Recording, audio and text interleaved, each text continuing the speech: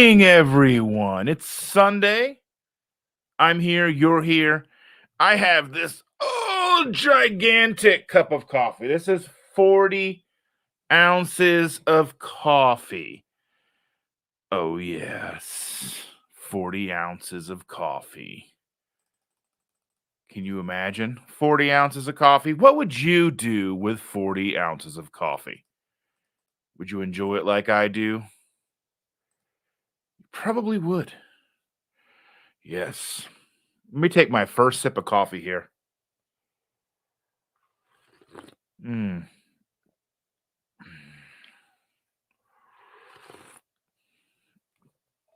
Ah. Mm.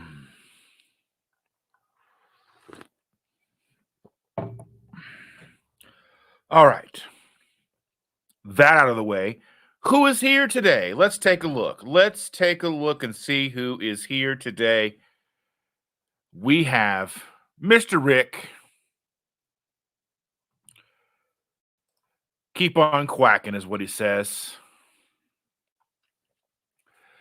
Keep on rocking in the free world. Good morning, Matt says from hot and sticky Orlando, Florida. You would not believe it is 55 degrees here in central Indiana. 55. Can you imagine? I think Disney World at like 55 to 60 degrees would probably be the best, most amazing experience on the planet. Disney wearing a hoodie would be the best. I mean, in a situation where wearing a hoodie wasn't death. There we go. How is that? Am I framed better now? All right. Uncle Big Garland is here. Good morning. John Gugahan is here. Good morning, everyone, he says. Evelyn says good morning. She is watching the hot air balloons fly over her house. I remember being a kid and seeing hot air balloons all the time. Now you just don't see them nearly as much. Oh, this is so much heavier.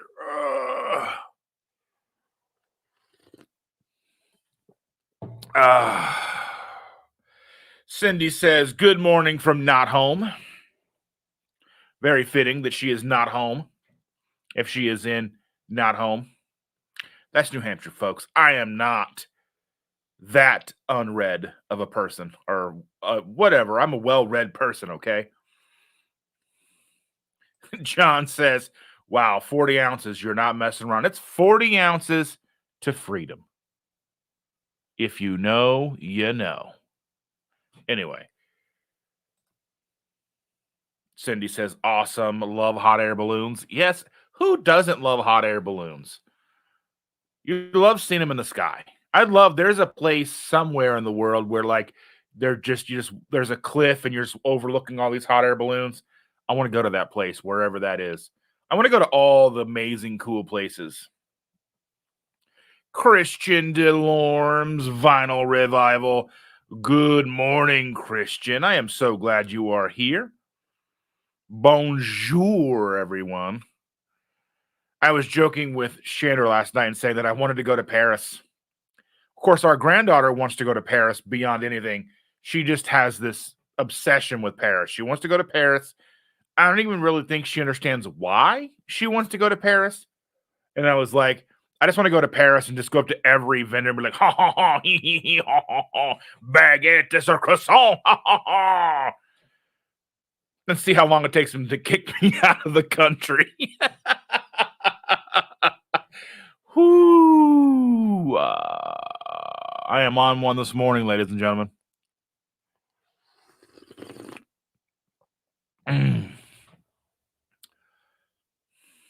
Sean Bradley's in the house. Good morning, Sean. How are you doing, sir?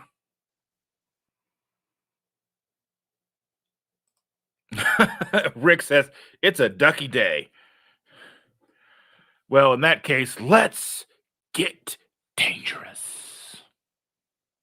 It's a duck. It's Darkwing Duck. He sits right here next to my audio interface. And John says, and I thought my 26-ounce coffee mug was big. Of course, I usually have 2 of those on a Sunday morning. Sunday morning.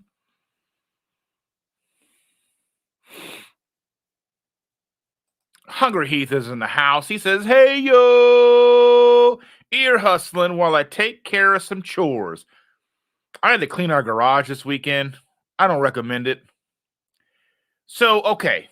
So, one thing that we got a new trash company. Well, we were with one trash company for a long time. And that trash company got bought out by a bigger trash company. I think they're a nationwide trash company. Now we're with a company called Waste Management.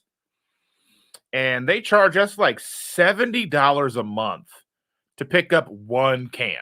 They won't pick up anything else besides the one can. So you get one trash can a week, which normally is okay. But sometimes you just have extra. And they want an absurd amount of money to pick up extra. Like if we wanted to have 2 cans, I think they charge you $70 for the can and then $20 more a month or something to pick up 2 cans a week.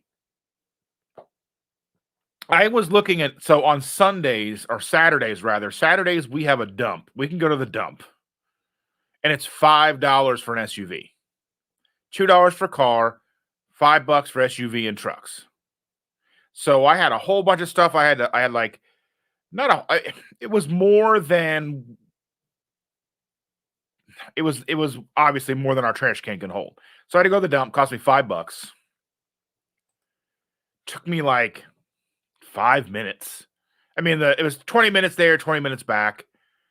And then like you go in, you pay, and then like when they call you, you just pull back in and you just unload your truck. I took like 30 seconds to unload the truck. And it was $5. I was talking with Shander. I was like, we could, for all intents and purposes, go to the dump twice a month for $10 and save $60 a month. We could pay our kids to take our stuff to the dump $20, and then they would take their stuff to the dump, and that basically would pay them to take our stuff. They would use that money to take their stuff, and they would basically be saving $140 a month between our 2 households. The only issue is, where do you store the trash before you take it to the dump? And it's just going to stinky, especially in the summertime. It gets all hot and sweaty and gross. But yeah, anyway, I mean, it's just something that I was like, I know it's a convenience that they come by and they pick it up. And it's one of those new trucks now that they've got that like the arm comes out and picks up the can and dumps it, whereas the old trash company that we had would have like 3 guys on the back and they would lift it and dump it in the back. I don't know. It's just so expensive. I don't think we're getting a good value out of it. Rick is saying the 85 now, high humidity. Well, you live in Miami.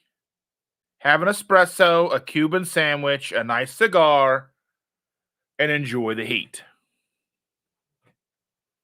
I would like a good Cuban sandwich. Something about ham and pulled pork with a lot of pickles and mustard. That sounds amazing. Sounds delicious. A lot of y'all saying hello to each other. Jeff Folt's in the house. He says, good morning, my PhD friends. The dogs are going crazy about the hot air balloons above their heads. Pretty cool.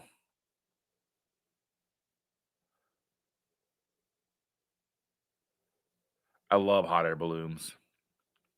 Brenda Foley in the house. Good morning, Brenda. Thank you so much for being here. Hungry He says, we have found a much better way to air travel. But have we? Have you ever been in a hot air balloon? Do you know it's better? What makes airplanes better besides being faster, safer, and more convenient? I mean, what's the deal with airplane peanuts? For real. Anyway, My lady laugh a lot. Andy is here. Good morning, Andy. She is walking, but she is here. Good morning. So glad to see you. I hope your phone issues are getting taken care of. I'm not quite sure what those issues are, but phone issues are never any fun. They are not. Of course, we had our phones forever. We had the Note 9s forever. Like we pre-ordered them and they were delivered to our house when they came out, and then we finally got rid of them when the S24 Ultras were delivered to our house. So, yeah. Like 9, Note 9, Note 10, and then I think it went S20, 21, 22, 23, and then 24. I think after Note 10, they stopped making notes, if I'm not mistaken. I don't know. I have it. It's cool. Break between balloons. Good morning, Dustin. Good morning, Matt. Uncle Big Guy, Arden, and Cindy. I am so glad all of you here today. This Sunday, Sundays are just one of the best days of the week. Christian says, up here in Ottawa in September, we have the International Hot Air Balloon Festival. That sounds delightful. Isn't it delightful? I don't think Paris, Texas is quite the same. They got that dang awful tower. Anyway, what in tarnation? Jeff is listening while walking. Paris, Kentucky. You know, these I don't think are equal. Whoo.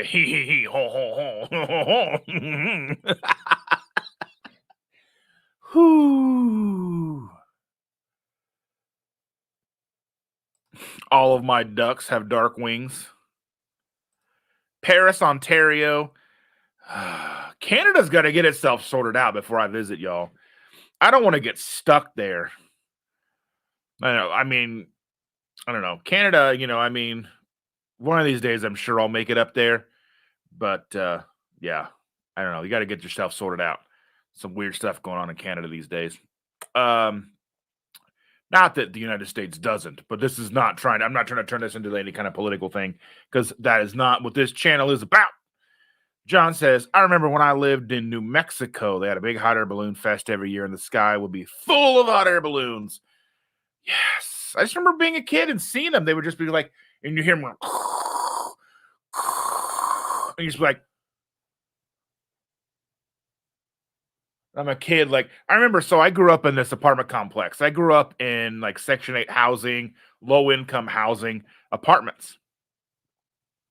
And the gentleman who owned our apartment complex owned a lot of properties around Indiana.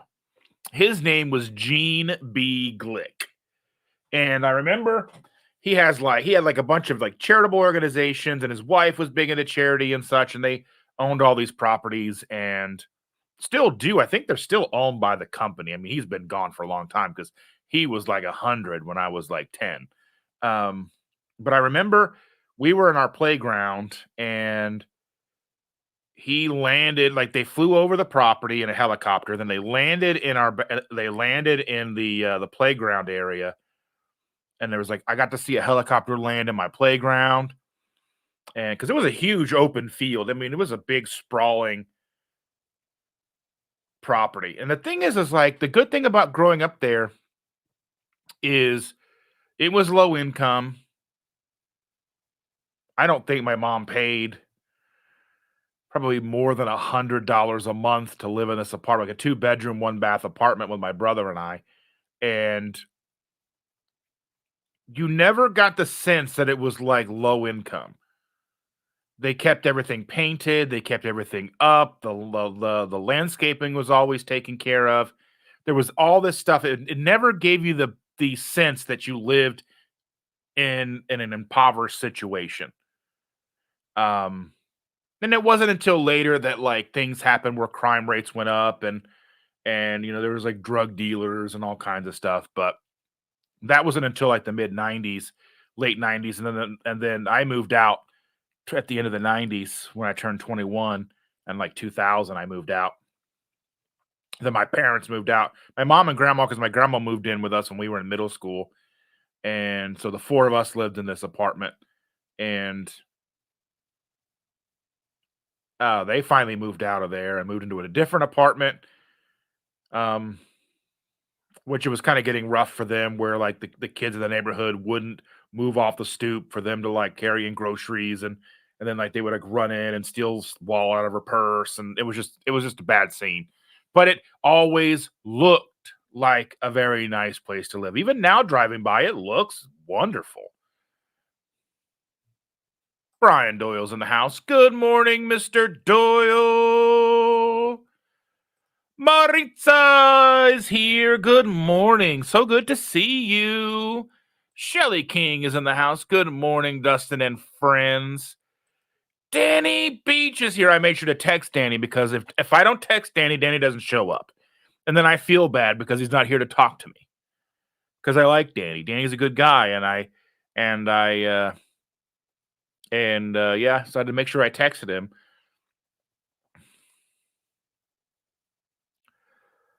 That's what I would do, but then again, then I have to do it. I would be the one responsible to remember to do it. So yeah, then it's rain or shine, sleet, snow, all, and we can only go to the dump on Saturday. So like if I have something to do on a Saturday, then and it's only between like the hours of like 8 and 4 or 8 and 3:45. So like yeah, I mean there's some logistical issues we'd have to navigate, and yeah, I wouldn't mind doing it that way, but we'll have to see.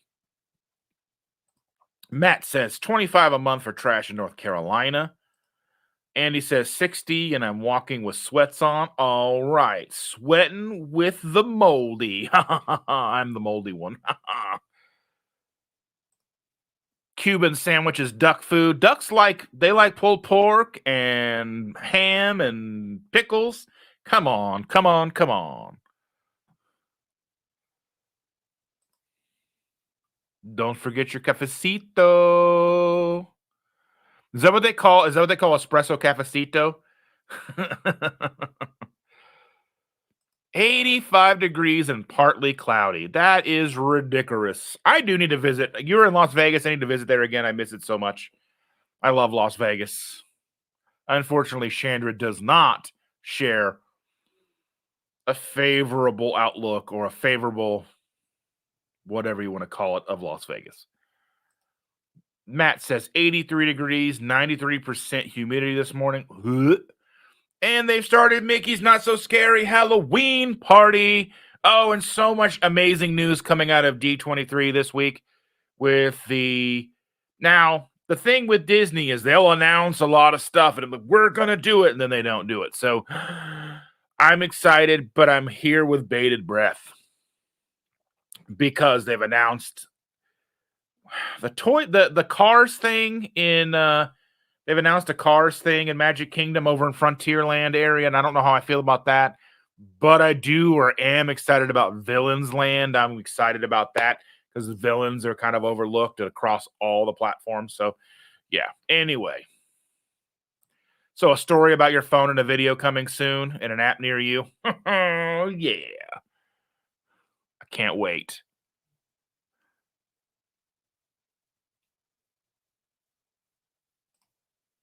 Cindy says, today we are having a cookout with the kids and grandkids. Then we are going bowling. Bowling. I bet you Rick goes duck pin bowling. Anyway. Shelly says it's going to be 82 degrees here in Oregon with 93% humidity. We hardly ever deal with that here. It's usually cooler and clear. Not a fan. You need a fan. Air conditioning. Christian says, you have a place to stay in Ottawa, Ontario whenever you guys visit. Room and board. How far are you away from 70s? Because he is, I don't know, I'm not sure where he is. Lovely people in a strange world of Canada. The land of poutine. Maritza says, when I lived in North Texas, we had hot air balloon festivals. When I was a kid, there was so much cooler stuff going on. Maybe just now I just don't I'm not outside enough to see them or whatever. Maybe they are. They could be going over right now. I'm just in here talking with y'all and I don't even see it. Evelyn says, I think that the balloons are done. First time we've had the balloon fest without rain and or flooding. Well, I mean, at least balloons are in the air. It's hard to flood them out. Let's see. Vegas equals lost wages. I like to play poker. So when I can sit down with like $300 and play for 8 hours, and if I lose, I still had 8 hours of entertainment and conversation and coffee and hanging out. And you never know who's going to sit down at your table from what part of the world. That's a really good deal in Las Vegas. $300 for 8 hours of entertainment. I mean, you could probably pay $300 just to see a 45-minute show at the Sphere now. So, I mean, really, for me, playing poker is just one of the best values in Vegas. For like I said, for 300, I mean, I could probably drop more than $300 if it's a bad night, but you get the idea. Let's see. Rick says Cuban coffee is served in tiny paper cups, and they call it cafecito for little coffee. Yeah. Oh, that sounds. I wanted to like for me, like when in Rome. When in Rome, like when in Miami, I want to get a Cuban sandwich. I want to get some good Cuban espresso because I don't think me ever going to Cuba is going to be a thing unless they think I'm something wrong with me and put me in Guantanamo. One of our bonus kids was actually stationed in Guantanamo for a while. Good morning, Stacy. We love you, Stacy. How is Ken? How are you? You guys better be staying out of trouble or I have to put you in timeout. Yes, I understand that my thing is yes, they say Villain's Land is coming to Magic Kingdom, but they also said that we were going to get the Mary Poppins attraction and such in Epcot that never happened too. So I'll believe it when they break ground. Hopefully it comes out really awesome and it's a place to meet all the cool villains and such.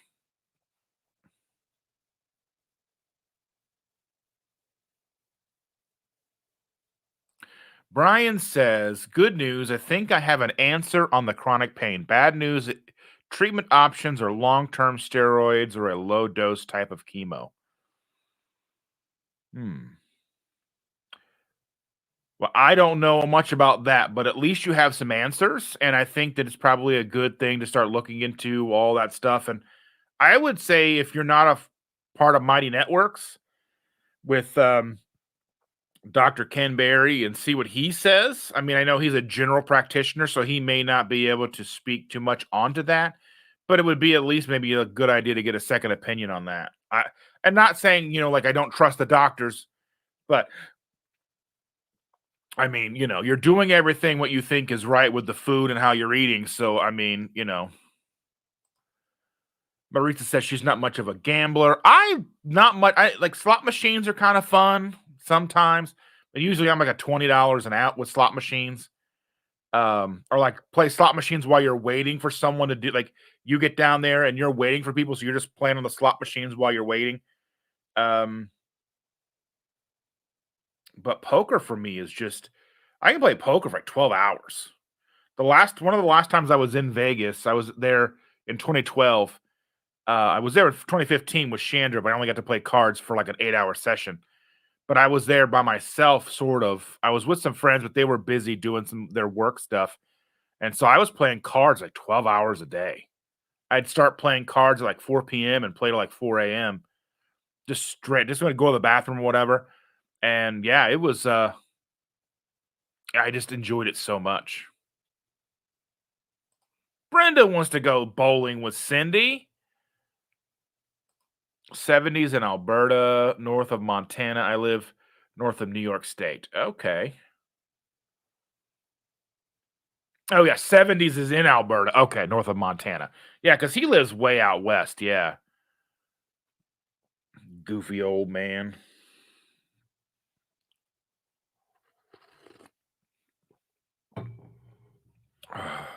See, I'm not that far from Toronto, I don't think. Well, I'm close to Windsor. or whatever. Like what? Like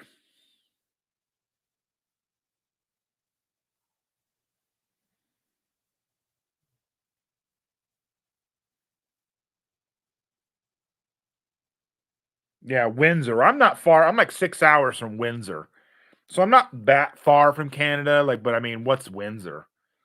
But I mean, I got to drive through Detroit to get there.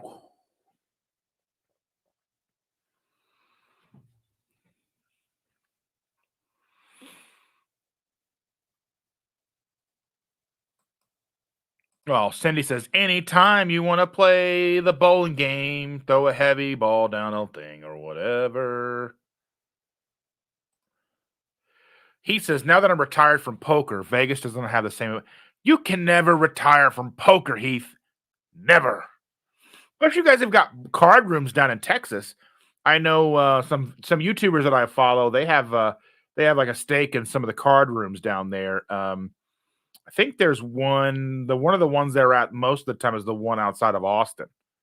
There's a big card room outside of Austin. That's Andrew Nemi, Doug Polk, and one other guy. I can't think of his name right now, but they are like three partners involved in that poker room, that poker club. Because you guys have the poker clubs down there, and we don't have anything like that. We've got casinos here now, finally with live dealers, but Miami is a part of Cuba now.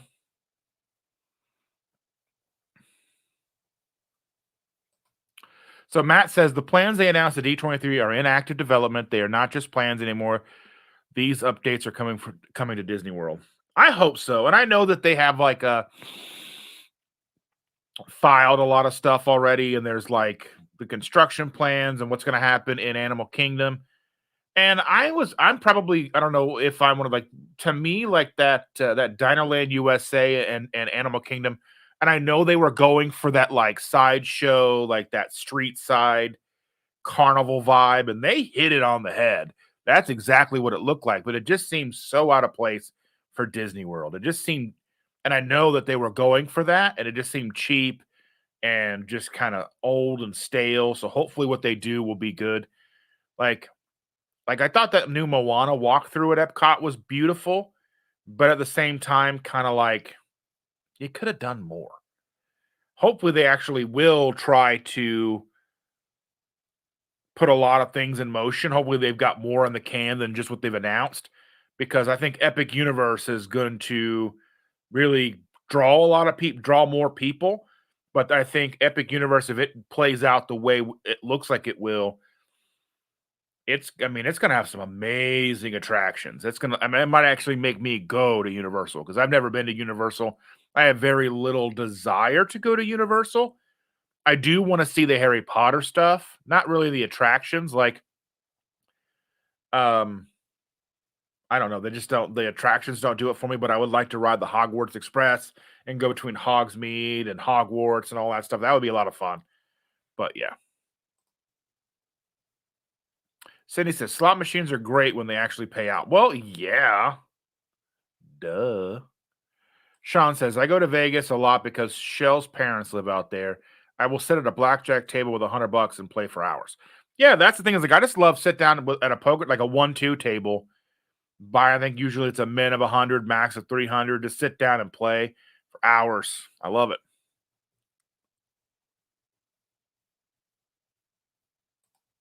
That's how I feel because we have two casinos that are roughly the same distance from each other from me anyway. One of them doesn't have a poker room, so I'm like, I won't. There's no reason for me to go. And when ours first, the other one opened had a poker room, but it was one of the electronic poker rooms where like it was a table and everybody sits around the table and there's a big screen in the middle. Everybody has their own screen. And to me, it was just it just wasn't it just never was quite the same. Like I kind of felt like even though there's an algorithm with the cards, it was always a little bit weird. Like I've sat and played at Mandalay Bay, I've played at MGM, I've played at um well, I played at the Golden Nugget, I've played at the Stratosphere, I've played at Sahara. I love playing cards in Vegas, and it's just one of those things. Like I know we have a card room about I can go in about I can be there in about 45 minutes. It's not that far, but I got it's all the way on the other side of town, and then 20 minutes out. So it's across the city, and then 20 minutes outside of the city. It takes me about a half an hour just to cross the city.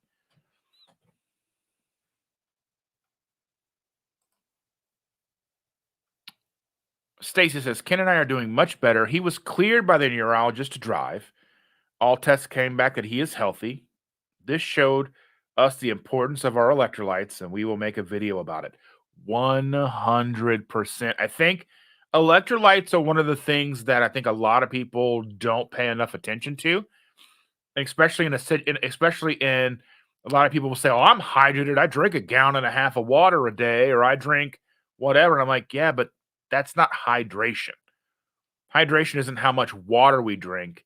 And I know you guys know this, but it's just one of those things like for those who are maybe watching who don't know or watching a replay later, electrolytes are all the essentials like sodium, potassium, magnesium, some, the calcium, the bicarbonate, and all that stuff. There's a lot of things that go into it that the body needs to absorb and utilize the water effectively. Just pouring water in your like when you're hot and thirsty, you can just drink cold water, just cold free water, water that has nothing attached to it, so no electrolytes or anything like that. Even flavored water like Gatorade without all the Gatorade is an electrolyte drink, but barely.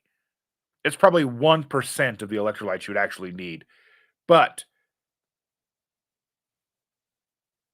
even when you drink that, like your thirst doesn't go away. Like when I have a real electrolyte drink, whether it's a salty or an element or a liquid IV, zero sugar, or any of the electrolytes that we use, I have a plethora of brands that I partake in, depending on what I feel like with what flavor I want. You notice a difference when you drink that, then you're less thirsty. So, and I can tell by how thirsty I am depending on what I've eaten.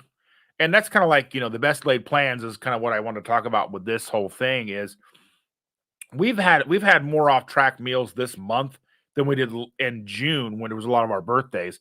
And even tonight we're having family dinner and the daughter reached out and said, "Hey, she has all my grandmother's recipes." And my great grandmother, when I was a kid, would make me an eclair cake every year for my birthday. And then when she passed away when I was 20, my grandmother picked up that mantle and continued to make me an eclair cake every year for my birthday. So even though it's not my birthday, our daughter has made one and bringing it over tonight. And I'm like, "Ugh, I'm trying to be good. And I can't say no. I mean, I could. For all intents and purposes, I could say, you know what? I'm not eating that. But I would feel awful about it. I would feel more awful about not eating it than I probably will tomorrow because I ate it. So I think it's a sweet gesture, but I'm going to have to make something that's significantly like I'm going to make something that they'll all eat. So I'm probably going to make. I think I'm going to make chicken fajitas tonight with cauliflower rice and stuff in it, and it's going to be delicious. So something low carb, and I'll have low carb tortillas for everybody to use or whatever. Then we'll have the eclair cake. Hopefully, she didn't make it too big because my grandma always made a double batch, and I'd be eating on that thing for like 3 or 4 days, just giant slices for 3 days. It's like it was amazing, but you get the idea. Evelyn says it is 59 and sunny here. I can't believe it's getting cool this early. I go back to school Wednesday. Yeah, like so Shannon wanted me to clean out the garage last week and it was like 93 degrees. You would just walk out in the garage and it would just like, I'm like, no, because we were supposed to go to the fair last Tuesday and we didn't go. And because it was just so hot, it would have been miserable. Maybe this week we'll go. I don't know really what if she'll actually want to go to the fair or not. But yeah, I want to go to the fair because I didn't get any corn dogs. I know, boohoo, right? He says, yo, but the card rooms are EV since they are skirting the line of actually being legal. Yeah, but I guess they have a lot of cops and stuff who play in there and all that stuff. So, I mean, it's a big enough deal, and I think that they're probably getting enough tax revenue out of these card rooms that they're probably going to leave them alone. I mean, until somebody comes into office who wants to make a name for themselves and goes, you know what, I'm going to shut these card places down. It's always somebody has to ruin the fun. Yes, Maritza says, good luck, best of luck for the school year. Becky says, good morning. Well, welcome, Becky. So glad to see you. And Texas is odd, says Heath. Legally, we can play lotto and bet on dogs, but as soon as you add dice or cards, boom. I mean that's the way Indiana was. So when they opened our casinos, they were all electronics. And the casino that's out further out west, there's a casino that's north and there's one that's west. And for a long time, they were all had to be boats. They had opened Indiana river boats, and they ought to be but they couldn't leave port because if they crossed like the line, the state line, because it was like on the Kentucky Indiana border or whatever, and if it crossed over the river into Kentucky, then it was illegal. And so like it basically was dry docked or whatever. It was a boat, but not really a boat. And there's actually land casinos in Western Indiana or Eastern Indiana, like right on the Ohio border. I don't know. It's weird with the laws and what is legal and what they'll do. And then like they've changed the laws again. Because when they put that initial one in, there were no live dealers, no cards, no chips. It was all electronic and it was just not as fun. There's something more about the live cards and live chips and everything being a lot more fun and exciting. And now they've changed the laws and that's what they have. I just haven't been to play since they've opened the card room. So yeah. But yeah, Indiana's had we've had Lotto forever. We used to have a TV show, a lottery TV show every week. The Hoosier Lotto channel it was like a game show. You could win $1 million on the game show. I don't think anybody ever, maybe one person won $1 million. I don't know. Becky says, I was up at 7, set notification on YouTube. They didn't notify me. Rude. I'm so sorry about that, though. Many years I had the option to help start a card room. I looked into it, and if you get busted, it's the same charge as being a drug dealer. Well, that's just so dumb.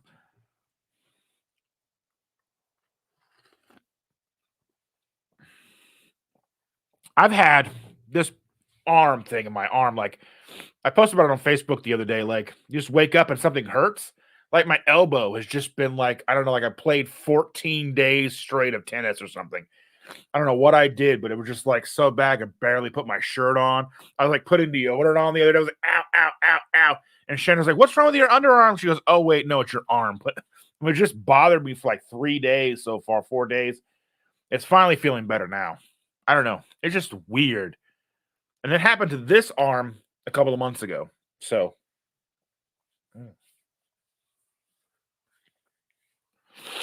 yes.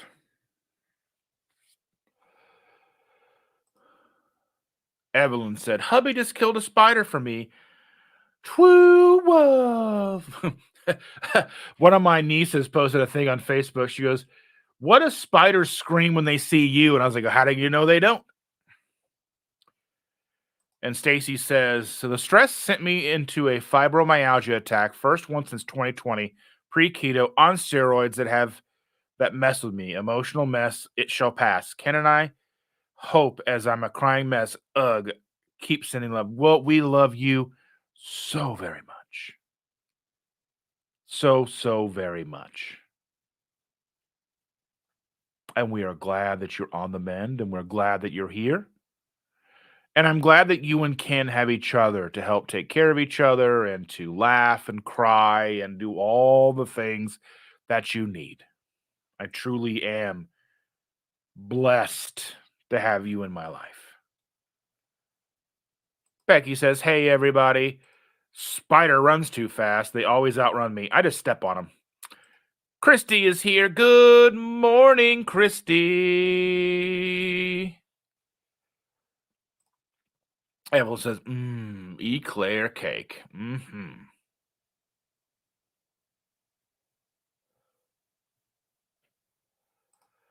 Eclair should be declare. I don't know what we're to get ye behind me, Satan. I don't know what that means. We have been watching this show, and it's so cheesy. It's from 2010. There's only 2 seasons, but it's this show called Todd and the Book of Pure Evil. These high school kids, and they live in this town that was started by Satanists, and it's the goofiest show. It's not serious at all.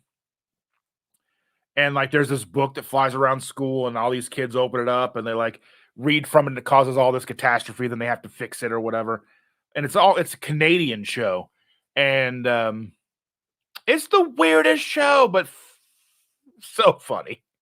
I know some of you would probably not be interested just on the premise alone, but I think it's funny.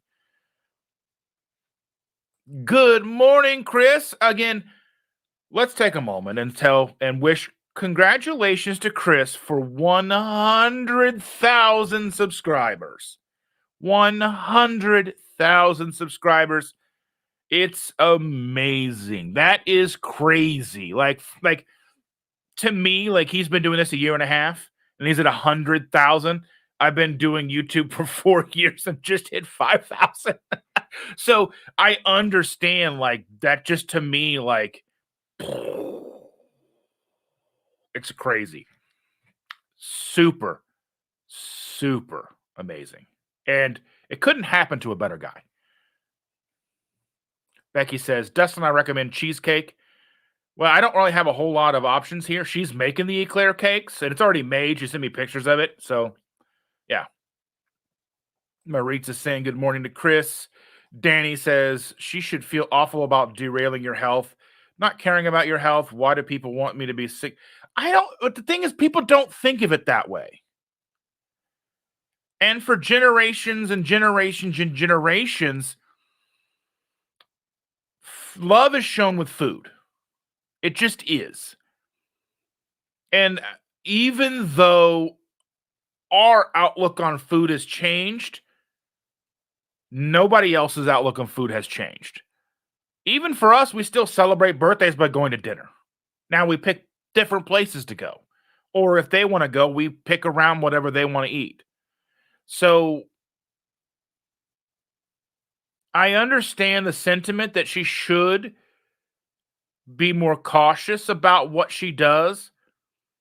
But at the same time, she's trying to do something for me. And she struggles with affection. Like, she just struggles with affection. I don't know how to really explain it. But she just does. She's not a huggy person. She takes after Chandra, but Chandra and I will hug and we can be affectionate. But she's just not. So I think if it was somebody else, it would probably be kind of infuriating. I mean, it is kind of irritating, but at the same time, I know what she's trying to do, and she doesn't have a lot of tools in her emotional toolbox to show love to me because I'm stepdad. I know she's a little bit different with her own father and such, but so I can't be mad, and it's not malicious, it's not nefarious. I mean, it isn't the best, but at the same time, it's not going to derail me. Maybe in the very beginning it would have, but I'm almost 9 years in, so there's that. Rick says, I know it's 90 degrees in December here. I know it will be 90 degrees in December here. Well, Merry Christmas to you and sweating to the oldies. Yeah, we've been back at school since before the end of July. So, yeah. Oh, we have to say good morning to Ash, too. I know she's back there listening. Good morning, Ash. If Chris is there, I know that Ash is listening, and I can't forget her.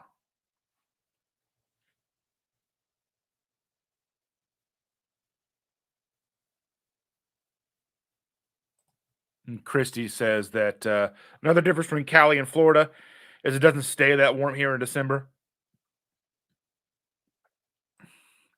Danny says, FYI, working, so not watching the chat.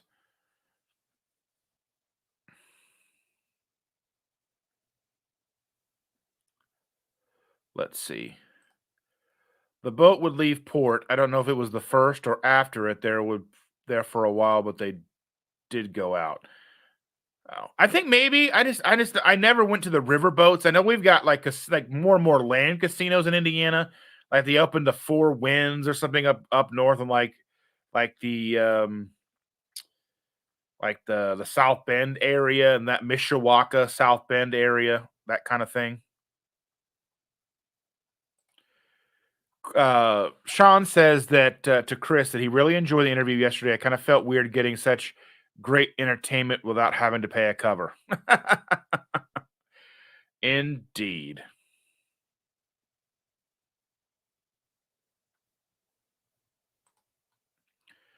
So I have a relationship with spiders. If I don't see you, I'm not going to put down traps or spray for spiders.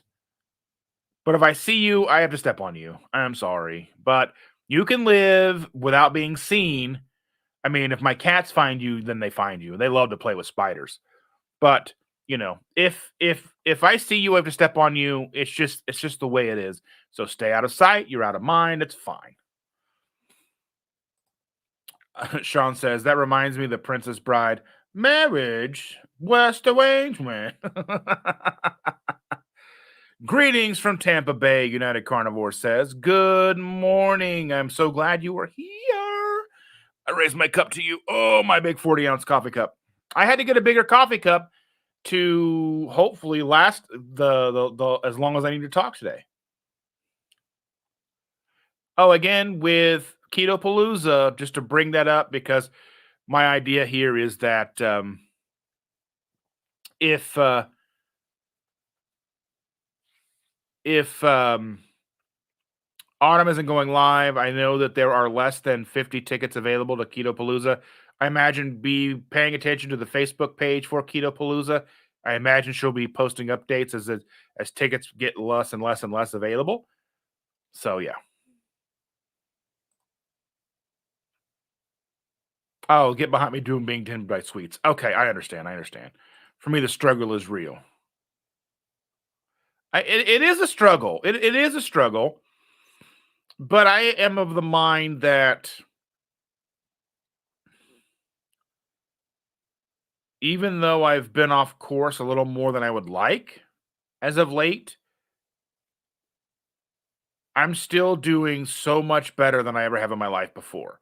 So I still have to give myself grace. And then and I know what the plan is and I know how I feel better. And I'm always going to course correct because I want to feel my best. And if something like an eclair cake or have a slice of that or whatever, I'm not going to keep it at the house. They're going to take it home or we're going to throw it away or whatever. So.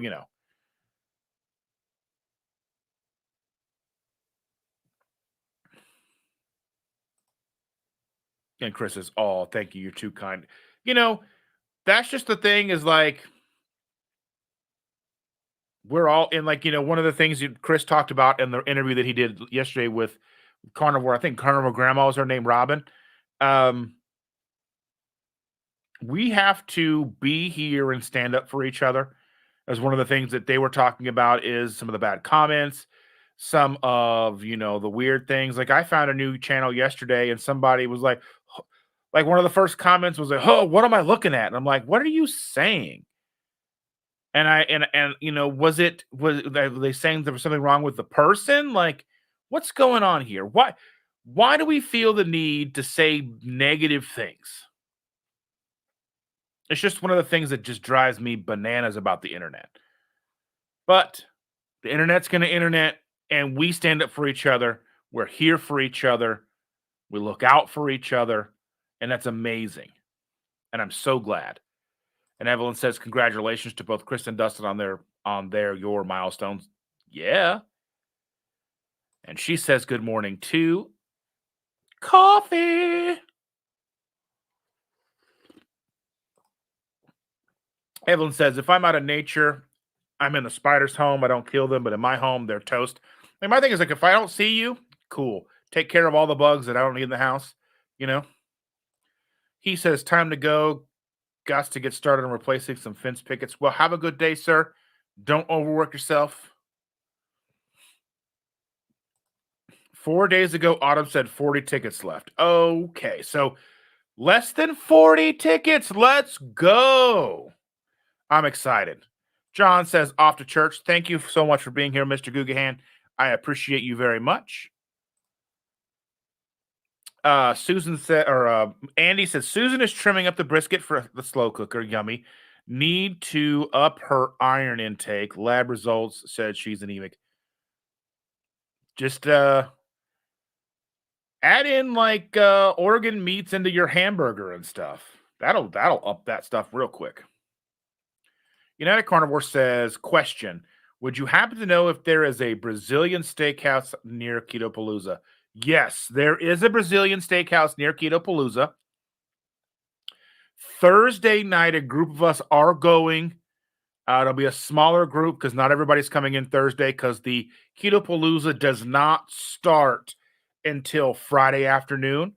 So while I will be in town and a good number of others will be in town Thursday afternoon and evening, and we will be going to the steakhouse Thursday night, I do know that there is a group going on Saturday, but that's going to be a crazy group. And I don't know if they're going to have capacity. I know there's at least 100 people going, and that sounds miserable to me. So I will not be attending that as much as I'm sure there'll be a lot of amazing people there. But that's just too many people to go for a restaurant. So yeah. Yes. So Thursday night again, we'll be in town and we will be going to the Brazilian steakhouse. And then Saturday night, that there's going to be a whole group of people going. Friday night, there's like Friday is when like everything kicks off and like there's like basically a meal Friday night. So people won't be going out for that most likely. But then there's games and stuff happening. So yeah, there's Thursday and then like Sunday, people could go out after Keto Palooza after it wraps up at like 3 or 4 in the afternoon. And people could wrap it up and then before heading out, depending on if you have a flight or drive home or whatever your case is. But they do.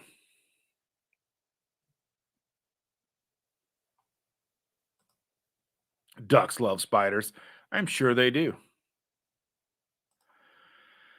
Sean says they have yeah, there's always going to be people who buy tickets and then don't have enough to do with them and I was able to help a couple of people last year get rid of their tickets and so there will be people so be on the lookout, offer to help, get rid of tickets, people who want to go who maybe not can afford to go and people who are giving their tickets away type thing. That's always something to definitely take a look at. And yeah, Cindy says there is a Brazilian steakhouse within walking distance. Also, Autumn posted a warning about buying tickets from others. Always ask Autumn first. She had to delete. Yes. Yeah. So always try to make sure from Autumn that the person you're buying the ticket from is legitimate. The people that I got tickets from last year that were donating them because they couldn't go, they didn't want anything in return. So I was able to get my friend Adam, Keto Couch Potato, a ticket. And then I was also able to get Lindsay a ticket, her and her husband a ticket. I don't think he actually showed up, but she was there. So that was cool to see Lindsay. So yeah.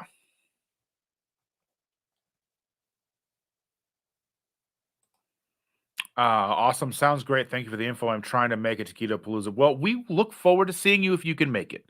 It would be amazing to meet you. There's so many people to meet, so many people to hang out with. Andy says Susan and I will be going to the restaurant. That's too much money and not too many people. Well, so they'll not be going to the restaurant. That's too much. It's really not that expensive. I mean, really, I don't know, it's like maybe $60. Um, and then basically you're getting as much meat as you can eat. Because we went out to a couple different restaurants while we were there. We went out to a restaurant Friday or Saturday afternoon, and we went to one Saturday afternoon and Saturday night. I don't know. We went to like I can't remember how many restaurants we went to. Maybe we went to one Friday. We went out to eat Friday, I think. We had, I think, because I went to three different restaurants. Because I went to this. It was like burgers and clams or burgers and something. I forget what it was called. And then we also went to the Norman Reedus's restaurant, who was the Daryl Dixon on The Walking Dead. And then we also went to like TGI Fridays, which was like right next to a concert going on. So basically, you were backstage at a concert going into TGI Fridays. Yeah. Cindy says, we are not going to the Brazilian steakhouse this year either. Way too expensive. Agree with Andy.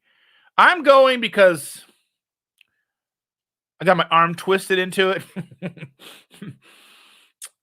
James from Ready Set said that I have to go. So that'll be a thing.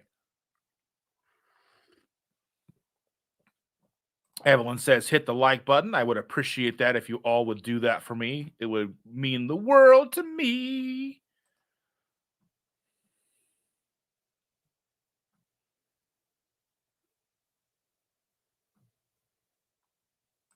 Yes, indeedy.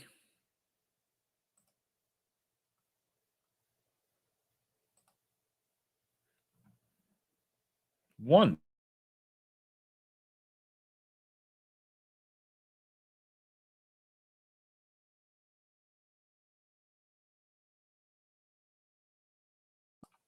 Yeah, there's only 18 likes. Get in there. Hit those likes. Let's see. Britta says, this will be my first time at the Brazilian and I live here. Everyone should go once. We went to Fogo a couple, like, I don't know, before we went keto. So 10 years ago. And it was good. But I know that the Brazilian steakhouse in Kentucky has picanha. So I'm excited for that.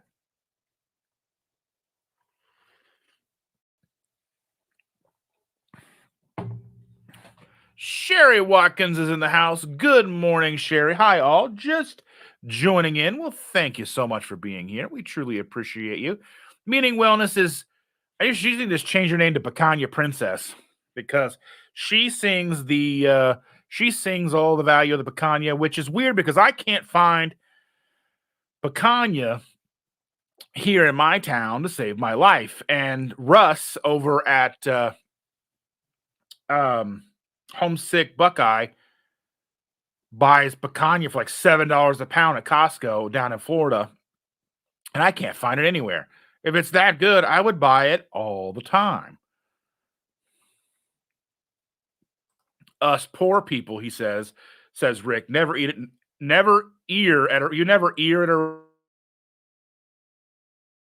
restaurant. Okay, that sounds good. Britta says, we will be going to Jeff Ruby's $96 steaks, so Brazilian sounds affordable. Oh, man, good. That's the thing. It's so crazy. Yes, the Picanha Princess. I don't think I've ever even had picanha before.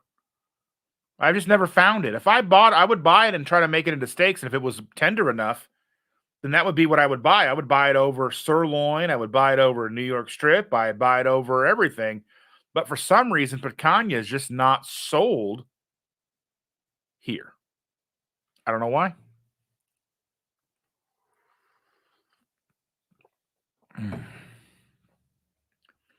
I maybe be able to find it like it's more of a like I don't know. I need to find. See if, I don't even know where I can find picanha here, if at all.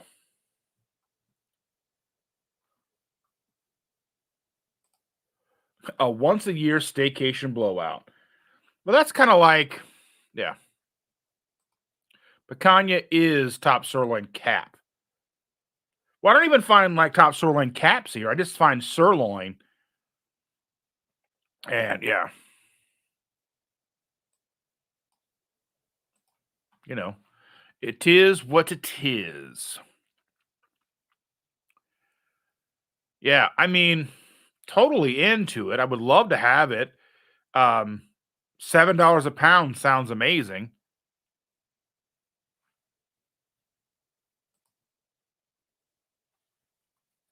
Yeah, we have Costco. They just don't sell it.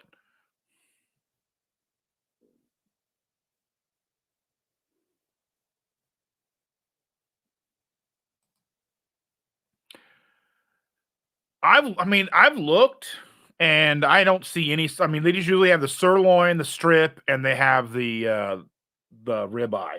I never see it any of that's mainly the cuts we have here. May need to ask my butcher. I don't have a butcher, so yeah, sirloin cap. I mean, let me look at the Googles and see what they say. Here, let me look this up real quick.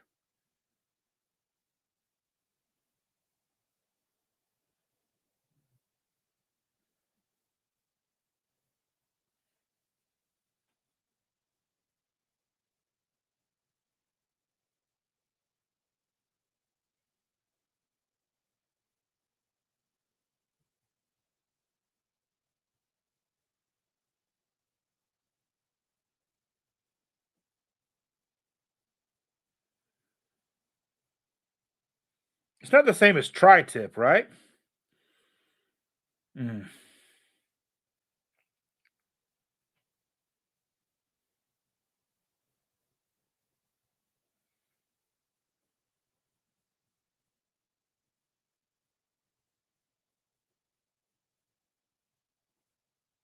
yeah, I did a Google search and says, let's see.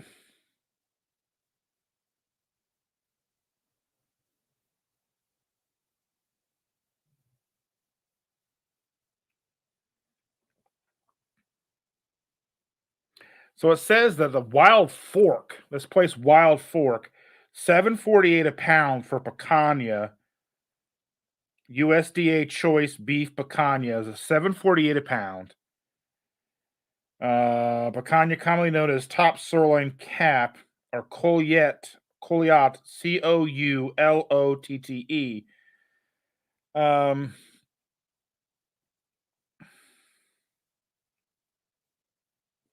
but I don't know. I think I'd have to order and have it shipped to me.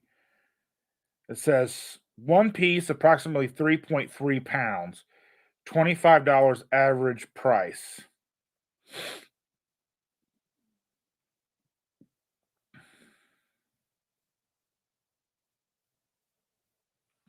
That's not bad.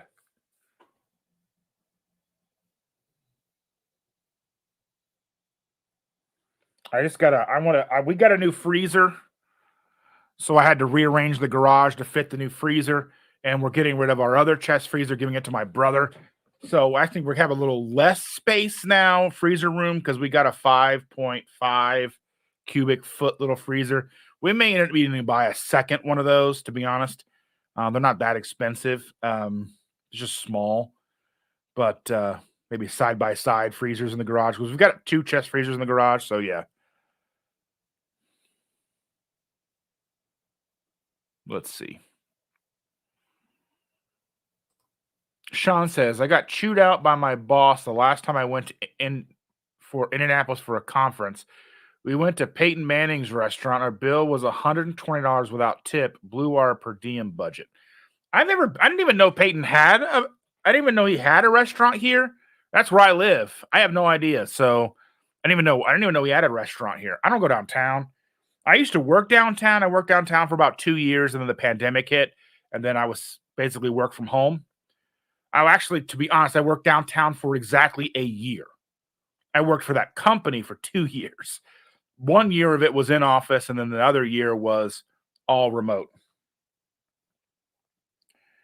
Let me see. Peyton Manning Restaurant, Indianapolis. Oh, St. Elmo's. That's not Peyton's restaurant. He just goes there. It's called St. Elmo's. Yeah, it's an expensive place. Opens at 4. $100 plus per person. Yeah. They called it his man cave for 14 seasons. So he would eat there. But I mean, you basically got to be able to like live like him because I mean, a family can go there and drop $600. You can ask certain cuts at Costco. I can ask. I can see if they've got picanha or whatever. Brian says, I get it from 3 local butcher shops for $8 a pound. That would be killer because we love steak. And I mean, I've got a whole bunch of burgers. So come at me in the comments if you're going to, but I cleaned out our freezer and I had at one point had found a, the square things of sealed hamburger you can buy. It's like the thick plastic. It's sealed up, the 1 pound bricks, if you will.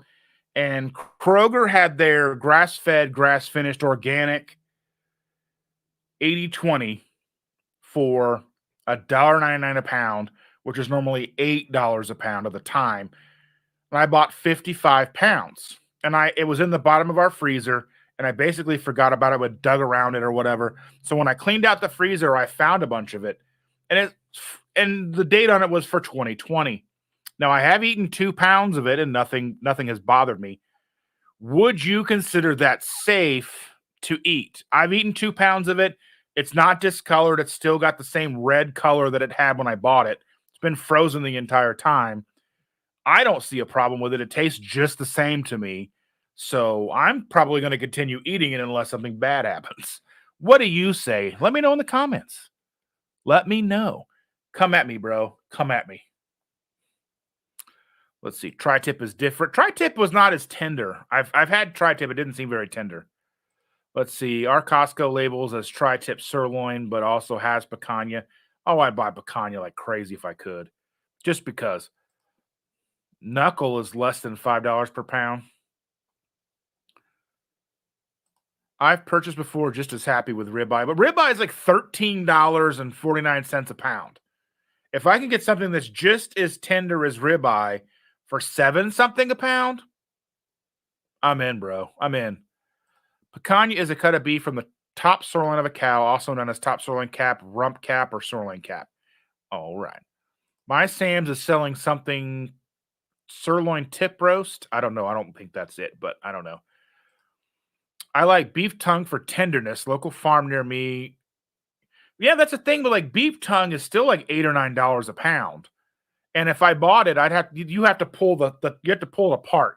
You got to pull that heavy skin off to get it to cook it. So yeah.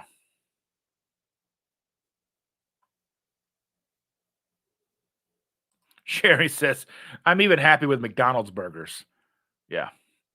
Google also has it called Coalette steak. Yeah. It was in the freezer. If it wasn't freezer burnt, you should be fine.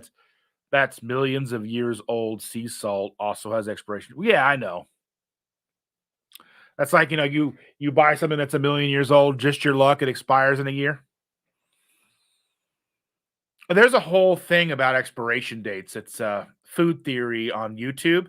Now, the guy who does the food theory now, I'm not as much of a fan as the new guy. As the Matt Pat it was his channels. He had 4 channels. He had food theory, game theory,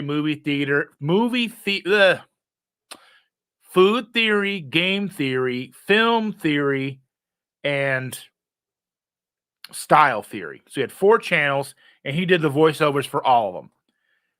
He got tired of it and basically hired somebody to do the voiceovers for all of them. He's in the background basically doing whatever, but the people just aren't the same. I got used to like his voice. So that's one of those things I truly enjoyed him as a personality on the channel. So it's harder for me to watch now. But I did watch one on expiration dates. So expiration dates aren't legally mandated on any food product. They're put there by the manufacturer, and basically they are putting on a date that's not necessarily when it goes bad. It's really more of a guideline for stores so they know when to cycle out their products.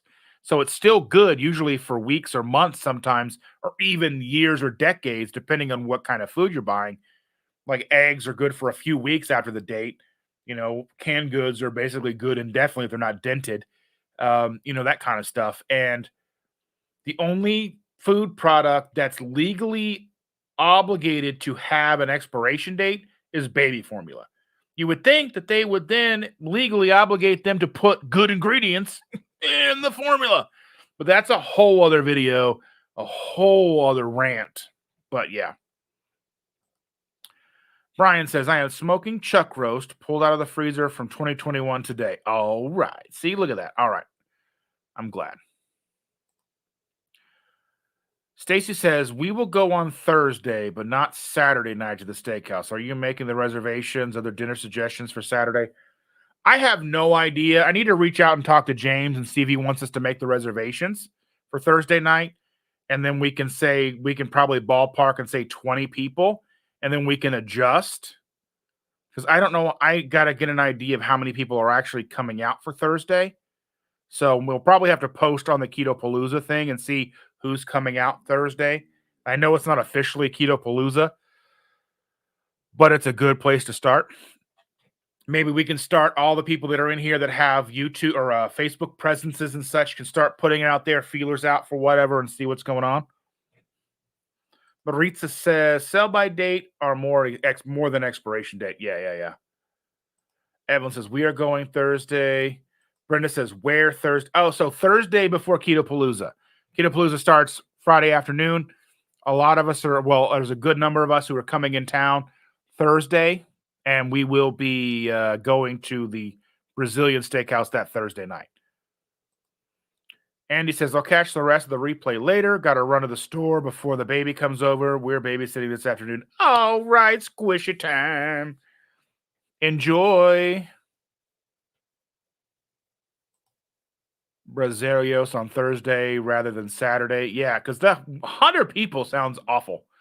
I mean, I know it'll be great because I'm sure that Ken Berry will be there and probably Two Crazy Ketos and all of those wonderful people will probably be there, and that would be nice, but it'll be just a loud, miserable mess. So I'm going to be there Thursday, Friday, Saturday, Sunday, leaving Sunday afternoon, and I'm not going to be there Monday. So I don't have a Monday reservation for the Galt House.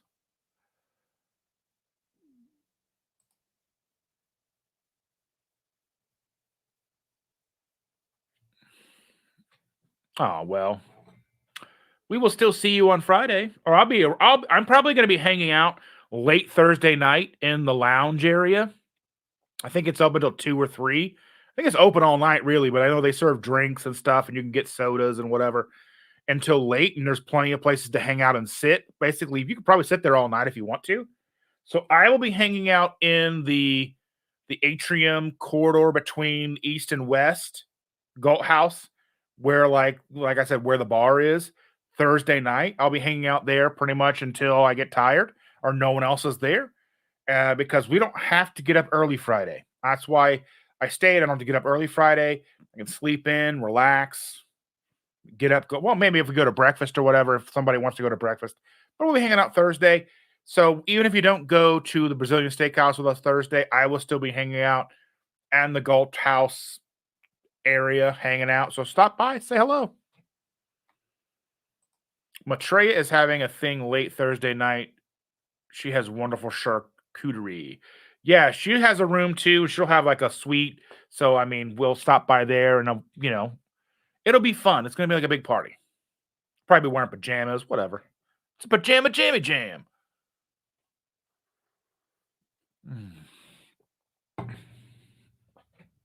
Yeah, it's gonna be a lot of fun. Sherry says, is there a group planning for gathering on Thursday? Or are you just going? I'm in town on Thursday, and my roommate and I are looking to go as well. We haven't made any reservations yet because, I mean, we're still a couple of months out, and I don't know how likely Thursday is. I need to reach out to James and have him call me later today. I know he's got church and all that stuff, and he's probably not listening now, but we need to figure that out and maybe make a reservation and maybe make a and then I find out a way to make a YouTube, like a Facebook thing on the Keto Indianapolis, or figure a way to do that. Oh, I will keep you posted. I'm here every Sunday, so as soon as I know something, let me go ahead and send him a text now so I don't forget.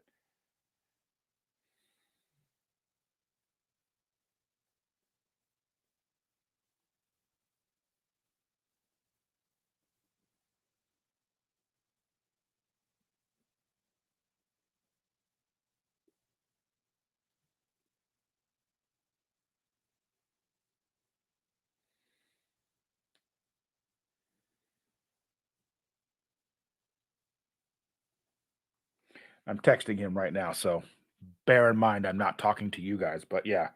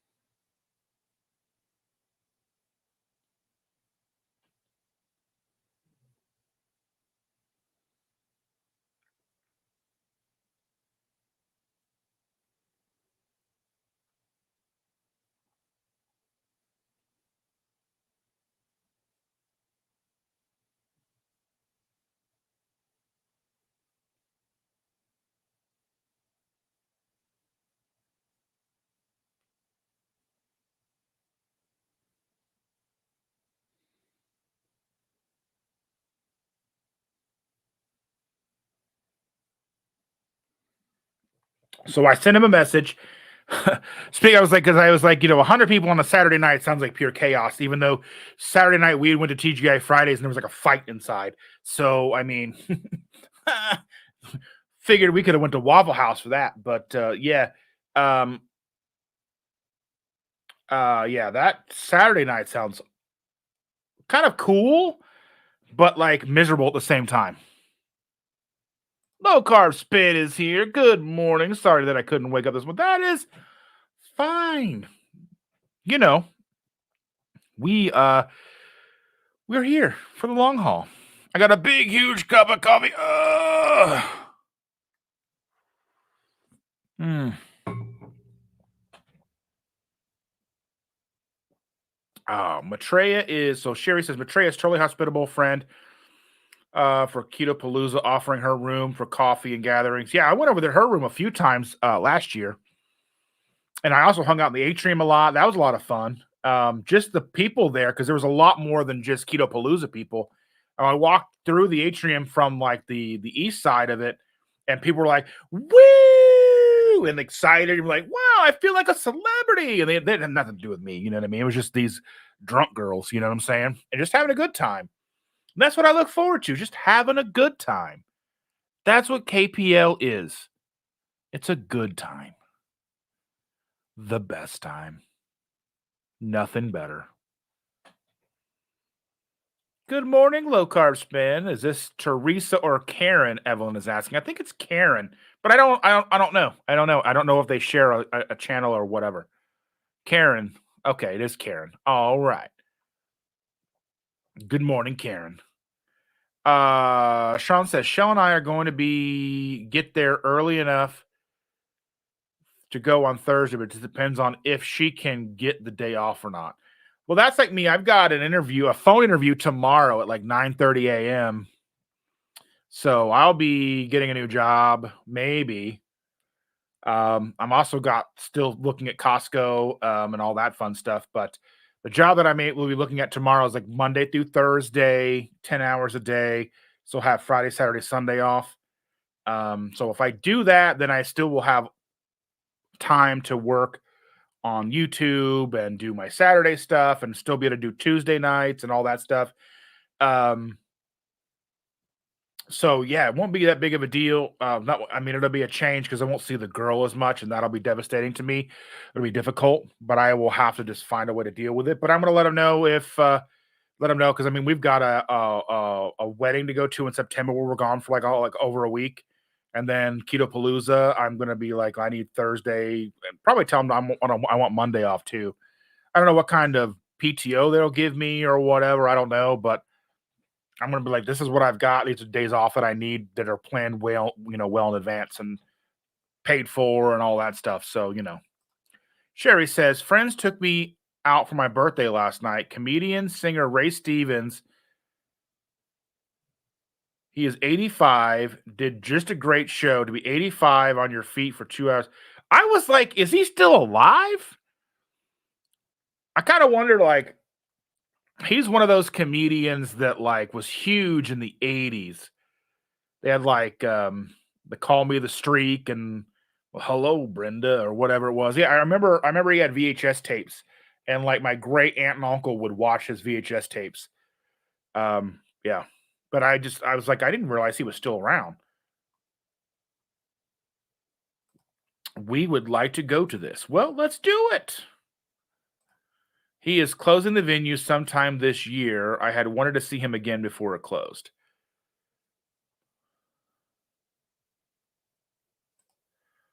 Yeah, I appreciate that. I have not worked since the end of 2020, so I mean, putting in work around the house and watching a toddler and all that stuff is definitely a job. So I'm not super worried about it. Pretty comfortable, you know. I appreciate all your well wishes, though. I really do. Happy birthday, Sherry, and thank you, Karen. I appreciate that. Thank you so much. Yeah. So yeah, I mean, I'm not looking forward to not being home that much, but you know, we'll see how it goes. It can go a couple of different ways. We'll see how it goes. Shane and I really haven't been that apart that long, so that'll be an adjustment because then if I'm working Monday through Thursday and she works Friday through Sunday, then we're going to have a lot less time together, and that'll probably be a strain at first. Maybe kind of a, like absence makes the heart grow fonder type thing at first. But then if we're just seeing each other in passing, where instead of spending every day together, that's going to be a big change. So we'll see how that goes. It's going to be a definite adjustment. I don't know if I'm ready for it, but that's what I worry about. Not the job itself, not the interview process. I can do that. That's fine. Um, Not to toot my own horn or whatever. That's not what I'm worried about. I'm far more concerned with not being around the girl as much, not seeing her off because I was basically been taking her to school every day, spending every day with her, and then I won't basically see her Monday through Thursday because I'll be gone before I have to be at work by the time she gets over to the house. I don't get off work until after she's been picked up from school and dropped off at home. It's just going to be like that. And then if I only see Shander a couple hours a night, yeah, and then gonna make sure I'm getting my YouTube work in and all that stuff. So it'll be a transition for sure.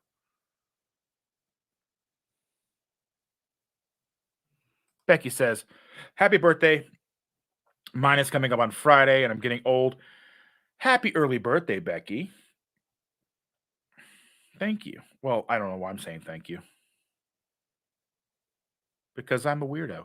So it was funny. So our granddaughter, we were driving her on to school, and there's a street that's her first name street. Now we don't necessarily put that information out there, so it's her name street. And we're like, hey, look, it's your name street. And she goes, she can't read that quick yet. You know what I mean? So like, she's like, no, I don't know. It's not. And we're driving a little bit further down. She goes, what is that big dumb paw street? And then after we picked her up, we pulled over and stopped at the stop, pulled down the little side street and showed her. And she goes, she spells it out. She goes, it is me. It is me. She goes, I'm the mayor of this street. Oh, she kills me. That would be a lot to manage. Yeah, I mean, it's going to be difficult because for like since 2020, the end of 2020, and even all through 2020, I've been home. So March 11th of 2020, we were sent home, and I haven't really been out of the house since. I mean, I went to like Texas for a week in between there, and Keto Palooza and stuff without her. But other than that, we've been together for 4+ years every single day except for the day she goes to work. She typically works like 2 days a week. So she's been picking up extra because they give a bonus and it's a lot, it's extra money. And then, but it's going to be a definite change, and it's probably going to impact us mentally and emotionally. And whoo, I don't know how ready I am for that. Sherry says, thanks for the birthday wishes. My birthday was actually 7/24. Just now getting around to celebrating with this set of friends. Well, that's wonderful that you have a good set of friends that you can celebrate with regardless of the timeline. It's my favorite breakfast, Evelyn, eggs and meat. I love eggs and meat. It's so funny. Yeah. I'm the mayor of the street. Yes. Oh, never too late to celebrate your birthday, Sherry. Happy belated birthday. Well, happy birthday. All that time together was a good test for retirement years. I mean, basically, I've been retired. And really, getting this job, I mean, we live fine on just her salary. She makes enough, really. She stresses about it beyond repair because we do then spend out a lot of money on the kids, as you do. Or I don't know. I mean, we are fortunate enough to have enough money to help the kids out. Like we just help other kids get cars and stuff and do all the things for them and give them money when they need it and stuff. And then we take them on vacation. And me having a job will bring in an extra chunk of income. So then hopefully that'll be better able for us to go on vacations and stuff and pay down some credit cards and stuff. You know what I mean? Like we play around with credit cards so we're not gaining interest. Um, So like basically when they come up, we just do the card balance transfers to another interest-free credit card. And then, having more credit open that's less utilized then opens up more credit opportunities and all that stuff. So, yeah. Um, but then hopefully that'll be helpful for her. And hopefully it doesn't I mean, because I could always just quit the job. If it becomes too much, I could just quit and go find something even more part-time. Because that's what I worry about is I worry that she will be overwhelmed that I'm gone, but it won't be hard to do like I said, between her being a nurse and doing the eBay business, we make a good amount of money. It's just me not having a job or having income bothers her to a degree. And I mean, as it will. So, um, we've talked about it in our lives before, so it's nothing, not a secret or anything. But yeah. Well, thank you for being here, Brenda. We truly appreciate you. I hope you have a wonderful week and see you soon. Okay. But yeah, so I just hope that me working like 10 hours a day, 4 days a week, because this is a good opportunity for me because she likes to pick up on Fridays, and if she's working, then I got to be there to take the girl to and from school. So, and I've got to tell this job that there's overtime, I won't be able to do it unless Chandra's already decided to not pick up the time or whatever. So it'll just have to be, a play it by ear. And it'll be nice having a job, kind of getting out of the house a little bit, but also not being in a situation where like I need that job. And I know a lot of people aren't as fortunate to have that situation. And I don't make enough on this. I don't make enough. Like, so since I've been using YouTube, since I've been monetized, um, I've made $1,000. And like, I've been monetized for 2 or 3 years now. $1,000 over 2 or 3 years is nothing. It's not very much money at all. I average maybe $30 to $60 a month on YouTube. And then I have some affiliate sales. When I was an affiliate with Perfect Keto, over my 10-year with Perfect Keto, I think I made like $900. And that was within like 6 or 8 months, maybe a year. So I'm not making any money really. And never think that I talk about this because I'm asking or trying. It's just a legitimate thing that it's part of doing this. It's part of being, a creator. And I don't think enough creators are transparent enough about it. Some creators are not transparent because they're making so much money. And some of the creators that I do like a lot, like there's a finance creator and he makes like $10,000 a day. He's making over like, $1 to $2 million a year on YouTube AdSense. So that's crazy.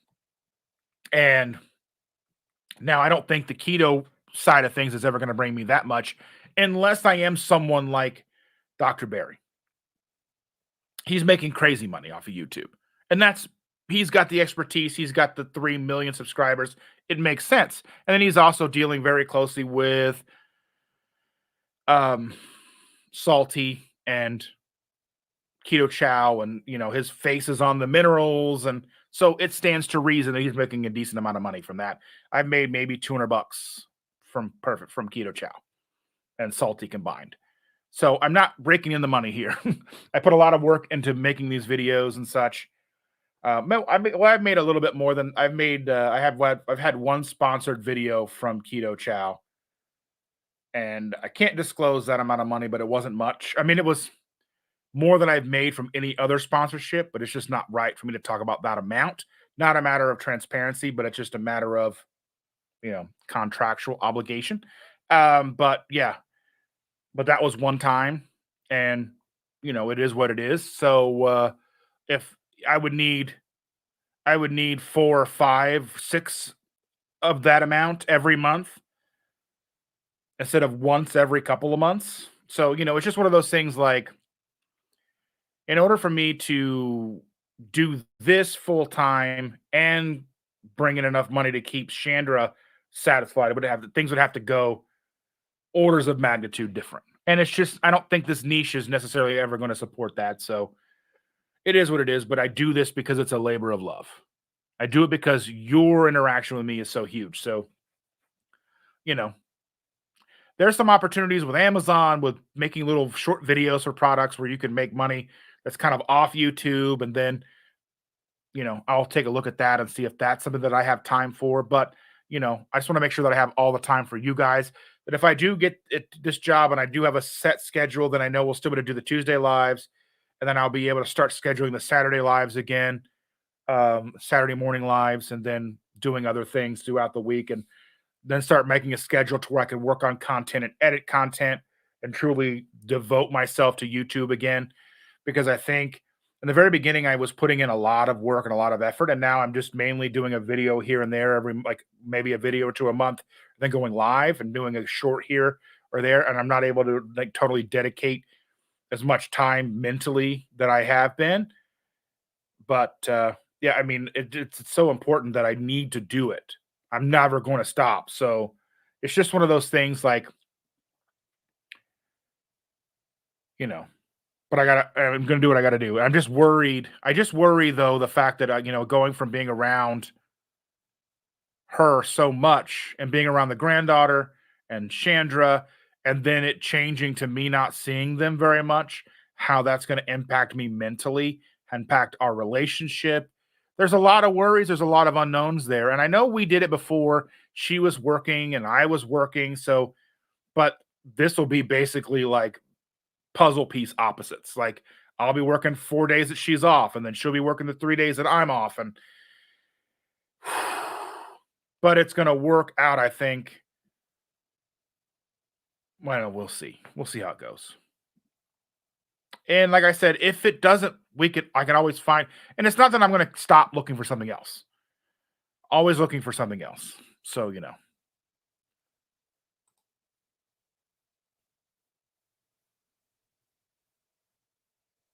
Evelyn says, why don't you apply at the school your granddaughter goes to? You'll always have the same days off as her. I don't even know what I would be qualified to do. I don't even know what there is, what I would be qualified to do. And she says, you never realize how many times they close or delay schools until you are a person who has to deal with a job and get your kids to school. Well, that's the thing is like, we've been the primary person getting the kids to and from school. And that's a joy for us because the the time school starts and what time like everybody has to be at work is just completely, it's like asinine. Like jobs like so the granddaughter's dad has to be at work at like 6 and mommy has to be at work at 8. Her school doesn't start till 8:45. So we get in line to take her to school at like 8:20 and we sit in line to drop her off. Then we go and we sit in line in the evening to pick her up. And that's like, I mean, that's a big time crunch. That's a big time spent there picking her up. And, but it's obviously things that we are obviously more than willing to do. Um, And I'm glad we were there to do it because we saved our kids countless thousands of dollars on childcare and built memories and a relationship with our granddaughter.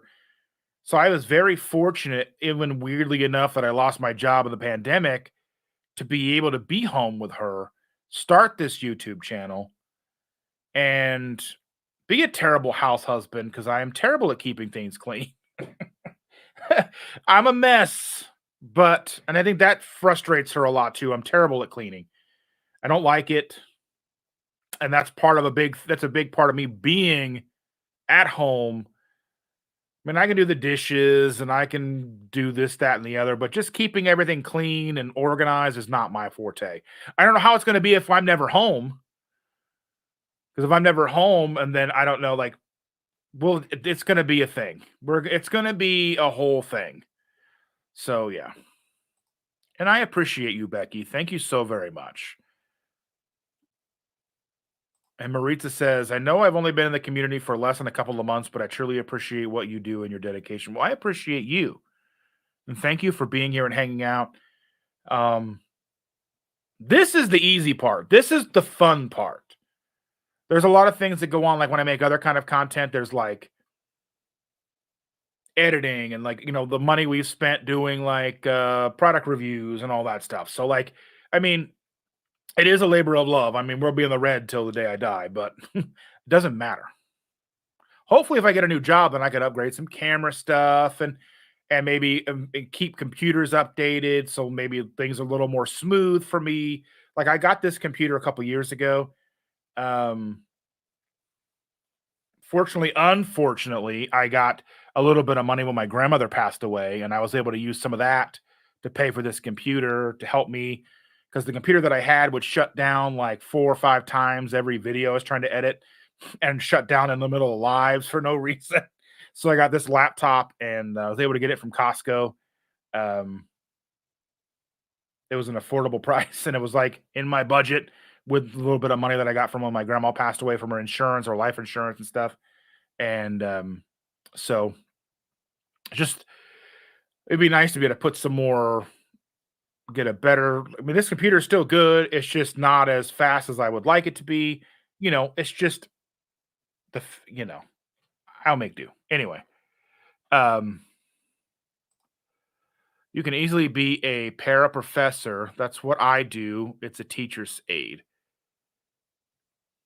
That would be kind of fun. I'd have to look into that and see what kind of qualifications I would need. I do not want to drive a school bus. I rode a school bus my entire life. I do not want to put up with people like me. I know they need them, but I just don't want to. I don't want to. I just don't. I love our kids, other people's kids, not so much.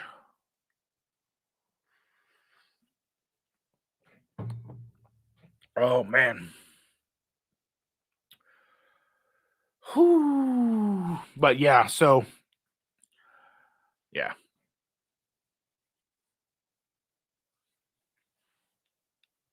I've got this coffee. Still got a bunch of coffee left here. Let me see. Looks like I'm like right here still, guys. What's going on? We got to talk. We got to keep going till I'm out.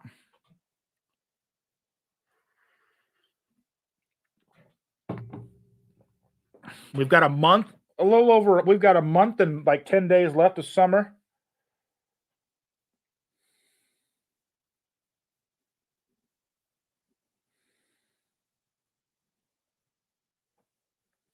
James said, yes, we need to make a reservation Thursday night between 6 and 7. So I don't know.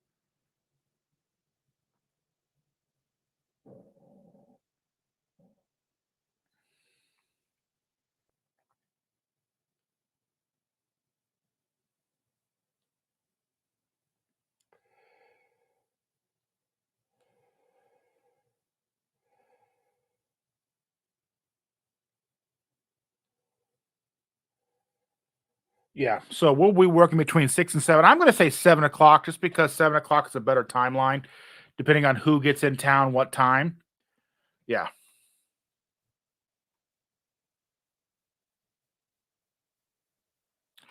For Halloween, we made shirts that said paranormal professors. I love it. Mickey's Not So Scary's already started, and I'm super excited, even though I don't get to go this year. Boo. That's when, if I maybe I get a job, we can start maybe making sure we get to go to Disney at least once a year. Maybe. Or at least see the ocean once a year. I need ocean in my life or something.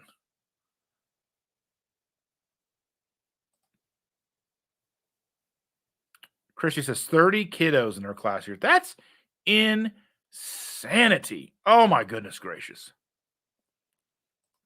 Becky says, I'm with you. I wouldn't want to be a school. I love kids, but I don't want to be responsible for driving them. I just don't. Especially high school kids, middle school kids. That's like the high point of them being jerk bags, and I don't need that. Yeah, I bet those shirts were a hit. I bet they were.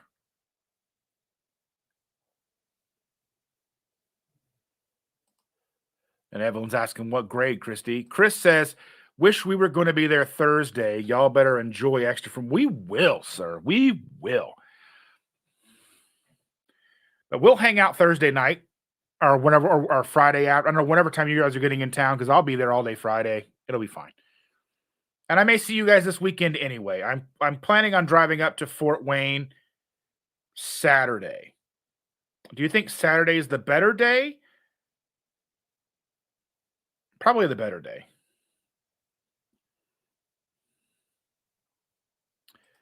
Let's see. Maritza says, I was a high school science teacher and soccer coach for 5 years. I just don't. I just don't. I don't. I know what I was like in school, and I don't want to teach a bunch of me. I don't. Fifth grade and no other professor, paranormals or otherwise. Oh, that's rude. I was also a substitute teacher. That's even worse. Get no respect. Like Rodney Dangerfield. Get no respect. And Chris says, my dad is a school bus driver, and my late grandpa started driving a bus when he was a teenager. It's a tough job. I know it's important. Man, I'd be tempted to drop kids off middle of nowhere. Like, you just get off the bus. I know we had to pull. Our bus driver one time when I was in school in the 90s had to pull over the bus, and the cops showed up. It was weird. Just like, what's going on? And then I remember one time he pulled over and made the kid walk home. So I don't know. There are 2 schools I'm willing to work at our neighborhood. I don't go older than 5th grade. K through 5 is my limit. Yeah, for sure. I had 35 students, 77 classes a day, and 1 soccer class. No, thank you.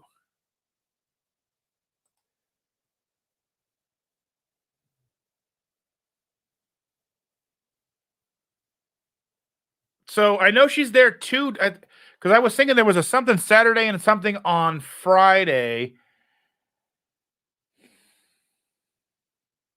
If it's Friday, the performance, I probably won't be able to make it because Shander's working Friday, and then I have the girl till like 4 or 5 o'clock, so I won't probably be able to drive all the way to Fort Wayne in time to see you. I was planning on Saturday, so yeah.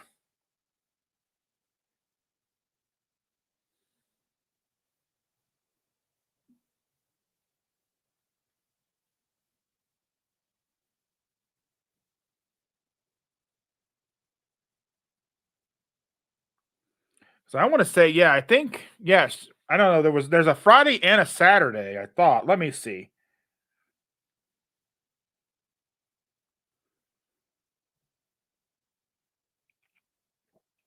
Let me see. Tour.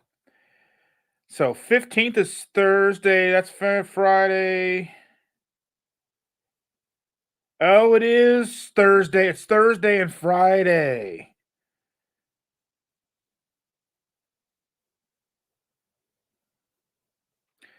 So Thursday is the master class. I would say it was a Friday, Saturday. I mean, that seems to be what it would be, right? Maybe I will. Let's see.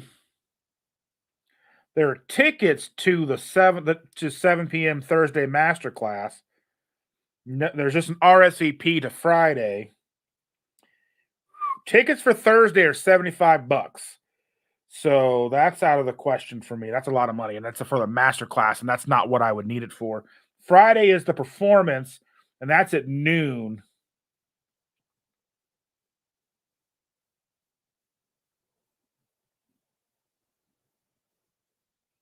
Maybe let me work out something, and maybe Friday could work.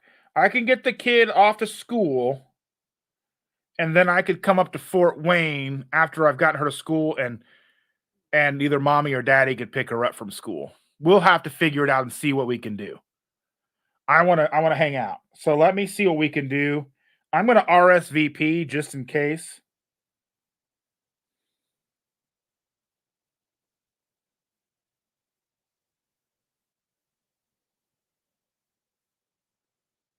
I gotta check my email so I can RSVP this ticket.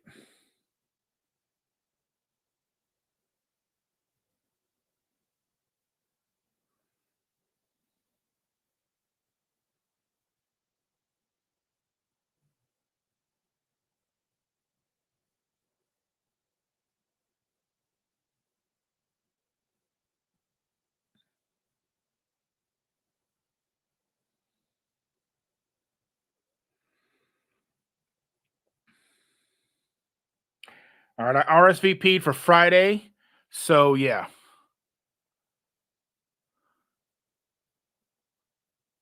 And yeah, so Evelyn wants to do the Cincinnati one. I might try to do that as well. Just depends on what day that is and work schedule and all that fun stuff. And Chris says, whatever works for you, buddy, we'll work it out somehow at some point. Yeah. I just figured like you're just like 2 hours from me, and Fort Wayne's not that far. Um, yeah. And I mean, I like Sweetwater. I get an excuse to walk around Sweetwater. I used to have a buddy who was a sales rep there, and I went up to visit him and saw that place when I was going up to Pierre's to see the Black Dahlia Murder on their Up from the Sewer tour. It was Black Dahlia Murder with a couple of really cool bands, and then yeah.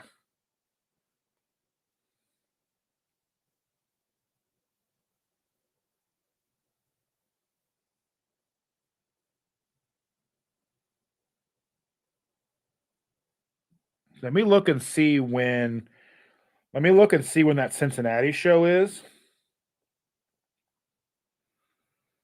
because there's a show Wednesday the 21st at Turk's Lounge in Nashville. Nashville Tuesday the 27th. Let's see. Blue Plate Special in Knoxville, Tennessee on the 28th. Asheville, North Carolina. The Outpost. How far is that from Sean? Thursday in September. I got to see what date that is.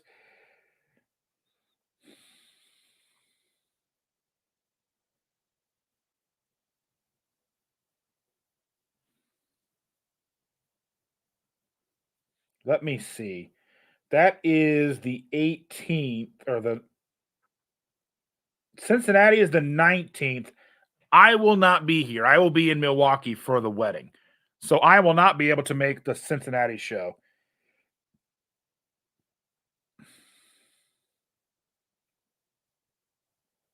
We have a wedding. We'll be gone like the 19th through the 24th or 25th or something like that.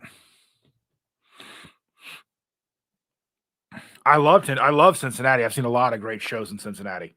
So yeah, I will do my best to be there Friday. I mean, if you see a big bald beard guy, it's probably me. Asheville's about 5 hours away. I'm thinking about going to the Raleigh show. That's only 2 hours away. That sounds fun though. Yeah, it's like I have no idea like where things are in other states. I've been in North Carolina just enough basically to drive through. Like I've been North Carolina from that little like the border, like crossing over from um like the Gatlinburg area where you're like the trading post areas where you can cross over to North Carolina. And then I've driven through some of North Carolina on the way back from South Carolina. So I've never really been to North Carolina just to hang out, but I've been there And I've been to South Carolina now, so you know. Jahil is here. He just came in to make sure that I am behaving. I am not behaving, sir. How is your coffee? Do you have some? Are you drinking it with me? What's going on? Do share the details. Mm. Ah, delicioso. I do love the fact that Rick has the cafelitos, the little small coffees and the Cuban coffees. Sounds delicious. I need to trim my mustache. I talked about this last week, but it's like ridiculous. I got these zero brand, zero carb, like strawberry popsicle things. And like they just get like I'm trying to eat them and they're just like it's the worst. Like I have to like wash my face after I'm done. It just gets so stuck in there. If it looks like Dustin, sounds like Dustin, it may be Dustin. I don't know. I think there's a lot of doppelgangers out there. I mean, and it's funny too when people are like, "I saw your doppelganger," and they'll send you a picture. I'm like, "That looks nothing like me. No, it looks nothing like me at all." And they're like, "That looks just like you." No, no.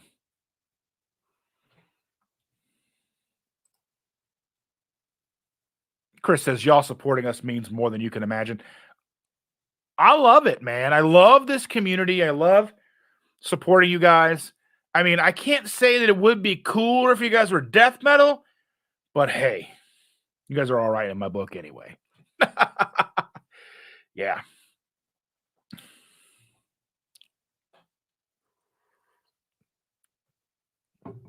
Uh, but I mean, I've got a lot of friends that do death metal and hard rock and all that stuff anyway. So, like, one friend's in like 5 bands or something like that. He's in Flesher, he's in Ritual. I don't know. He's just does a lot of stuff. He's got like his 80s, like techno, dark techno stuff. And yeah. And I was on Christian DeLorme's channel like a week ago, like last week, last Sunday. I was on Christian DeLorme's channel, and we were talking about Black Sabbath, the Ozzy years. That was a lot of fun. Um, I think that was only on. I think that was on our channel and not YouTube. It was on the because with YouTube you can't play music unless it's yours, and even then you got to be careful. Like I know, like Herman Lee, the guitar player from Herman Lee, the guitar player from Dragon Force, was playing Dragon Force on his own Twitch channel, and Twitch shut him down. I was like, that's his band. But yes, I mean, there's rights issues, and it's all silliness. Chris says, to be fair, I did used to play some of that stuff at home, just never performed it. Yeah, that's good. It's like, and I think about like I've always loved like certain types of bluegrass.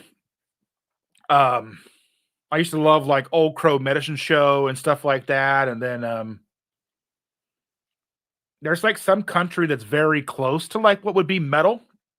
Like if you just distorted some of that real fast bluegrass stuff and like instead of playing it on a banjo, they were playing it on like a 6 string, it would be very and distorted it. It would be very metal. And then sped the drums up and stuff, or like even take something like you guys ever hear the band The Civil Wars? They were a 2-piece country band that were around, I don't know, like the mid 2000s, late 2000s, like 2000. I think they broke up like 2009 or something like that. Maybe in that 2014, somewhere in that area. But the Civil Wars, they were like country, but so haunting that it could very well translate into like that super melodic metal type stuff. Like even some like Opeth, like the Damnation album was very melodic and very acoustic and very just dark. And I remember playing it for a girl. I was like, "You like country?" She goes, "Yeah." She's like, "This is country." She goes, "That sounds like funeral country." And I was like, "Well, there's a whole genre of metal called funeral doom. Very slow, methodical, just boom, boom, boom." Yeah. So yeah. Jahil says, I don't drink coffee or anything hot. Maybe like once every 2 or 3 years. I'm always overheating and only drink water. I'm so much fun. Jahil, you are not my spirit animal. But hey,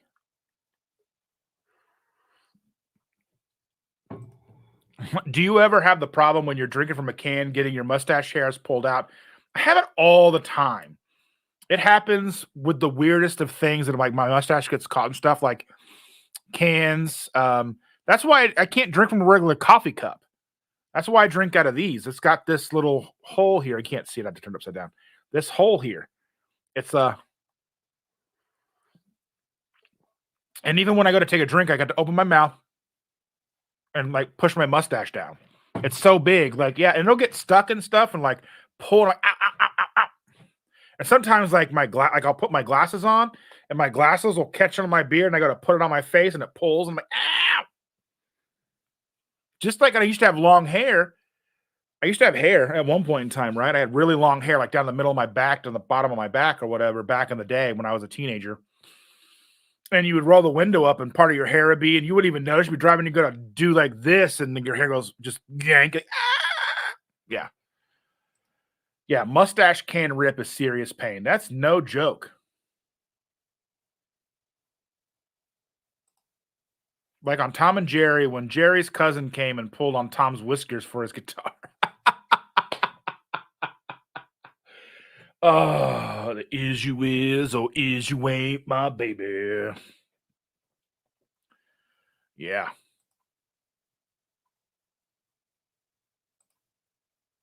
Sean says, I really love bands like Dream Theater and Nightwish. They are very melodic death. So I like Nightwish. I like the original vocalist. I like the original vocalist, like the from like Dark Passion Play and stuff. I haven't really got much into the new stuff too much because there was a point in time where I was working in an office and I would back before like Google Music, Google Play Music, and it's gone now, rest in peace. And before I had to switch to Spotify. Um, the I'd listen to just put it on like Dragon Force Radio on Pandora and listen to all that stuff. So yeah, I love old Nightwish and all that stuff.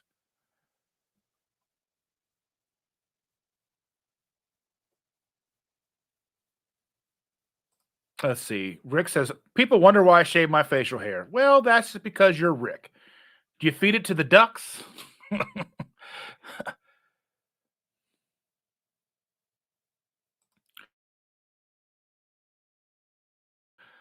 Lynn is asking, I love Opeth's Damnation album. Do you like I've seen Catatonia 3 times because of Opeth. And I saw Opeth like on their Heritage Tour twice. And then when they played Indianapolis for the first time, they played with Damnation. They played with Catatonia. And then the second time Opeth played Indianapolis, they played with Gojira, which was awesome. Because if you guys watched the opening ceremonies of the Olympics, Gojira was phenomenal. They were playing on the side of a castle. You haven't looked at it? Amazing. And no, it wasn't satanic. It was talking about Marie Antoinette and the Russian Revolution or the French Revolution. Stop spreading weird stuff. Anyway, it was awesome. They were like fire, and like Marie Antoinette was there, part of like again the French Revolution. It was amazing. Like playing metal on the side of a castle. How much more metal can you be playing on the side of a castle with flames shooting out? And it used to be an old prison. How cool was that? But I do like Catatonia. I not listen to them much. I've never really listened to Porcupine Tree all that much.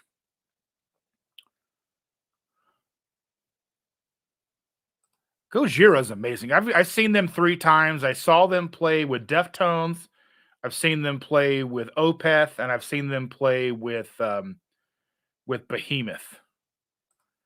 Lynn says the opening ceremonies were very cool. I enjoyed them very much. At least I got to see like the photos and the video. I didn't get a chance to watch it from the beginning or like live or anything like that. But yeah. Did anybody see the breakdancing competition by chance?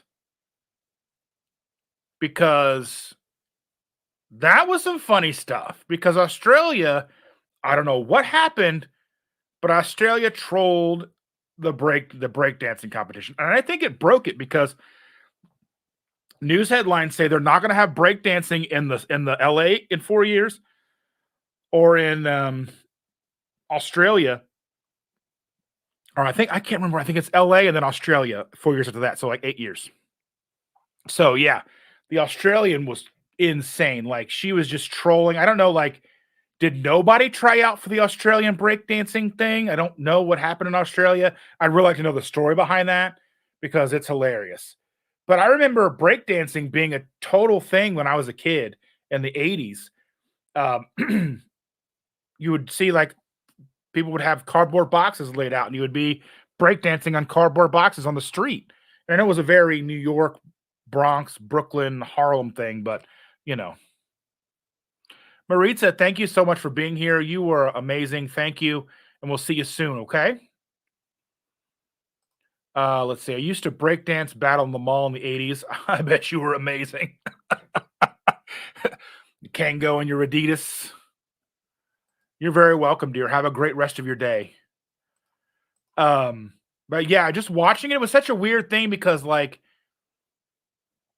watching it and then seeing like we watched the was like Japan versus some another country like Istanbul, or I don't know what it was. I can't remember. We watched it late last night. And I was watching it and they're like dressed in like these super baggy sweats and stuff and I'm like that's so weird. This is 2024 seeing something that was like a counterculture type thing in the 80s and now it's like something and I don't really even think they even really paid homage enough to the beginnings of it. So yeah, I can see that. I can see that. I can see that. Street name was Spaz. I see it. Oh yeah, I'm sure SoCal was huge too. Um, yeah, but like also like when I was a kid, like bicycle dancing was a thing. Like where they would do all the tricks on the bike with the pegs and like wheelies and like doing all the bike tricks. Like, have you seen the movie Rad?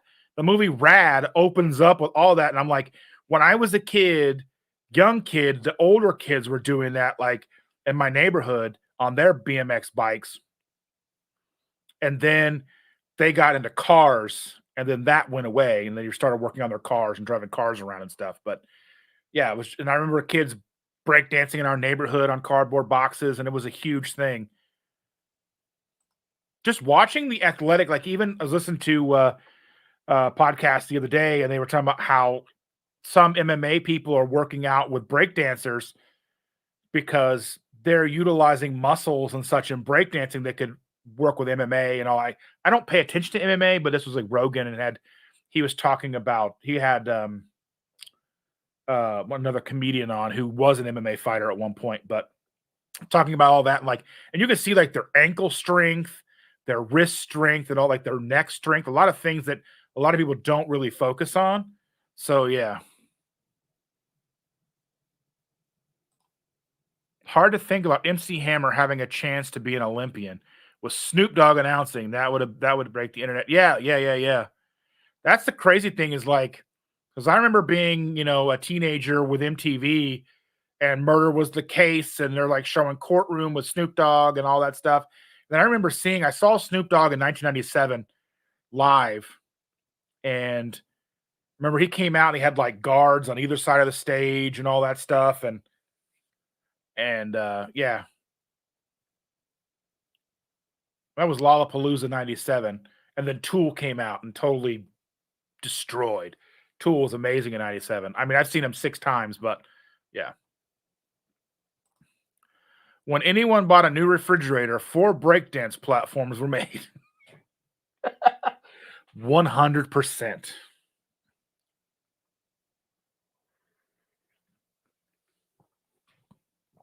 I did want to touch on my next goal. My next goal, obviously, I hit 5,000. Now my next goal was 10,000. So 2x to 10, and then obviously 10x from 10 is 100,000. So we'll see. We'll see how long it takes me to get to 10,000. It's taken me since February of 2020 to get to 5,000. So 4 years to get to like a little like 4.5 years to get to 5,000. We'll see how long it takes me to get to 10,000. We'll see. But yeah, so just so many weird little things like that. I love the Olympics, and I didn't even know that rock climbing was a thing. And it's not even really like rock climbing; it's more like rock climbing speed runs. They're like climbing these walls in 4 seconds. Like that just goes to tell me that the rock walls aren't challenging enough. If you're climbing it in 4 seconds, it needs to be harder. And I say that when I talk about the Australian breakdancer, she still did better than I could. Let's be real. She was trolling and still did better than I could.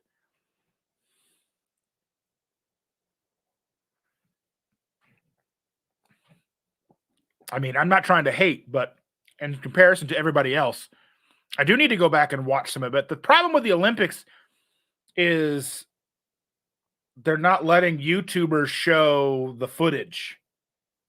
They're like taking down videos and stuff. And I'm like, come on. And I know there's rights and all that stuff, but it's like, let people use it. That's why I wish I could. And I know music and everything and the rights and all that stuff. And I'd love to have a music channel where I sit down and break apart music. Like there was a podcast that I liked for a long time, like something like Music Exploder or something like that, but they would basically take an album and they would tear it apart with the people from the band. And like they had it was all kinds of different musicians, and it was awesome. Then he just stopped doing it. I was like, oh, come on. Sherry is here. She says, joining really late. Good morning, all. I will rewatch the entire thing later. Well, I appreciate that very much. But I am glad you're here now. Evelyn says, talking about climbing walls, and now Carl is singing Spider-Man.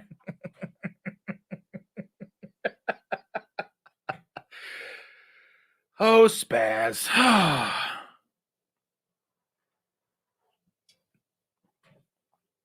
How was your daughter's birthday? Was everything good for her? I hope it was.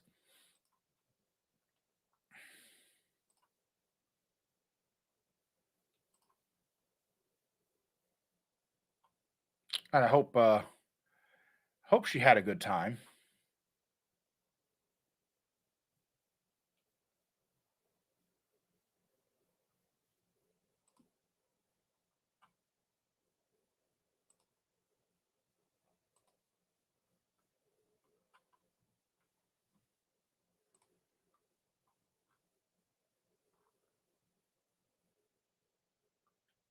So yeah.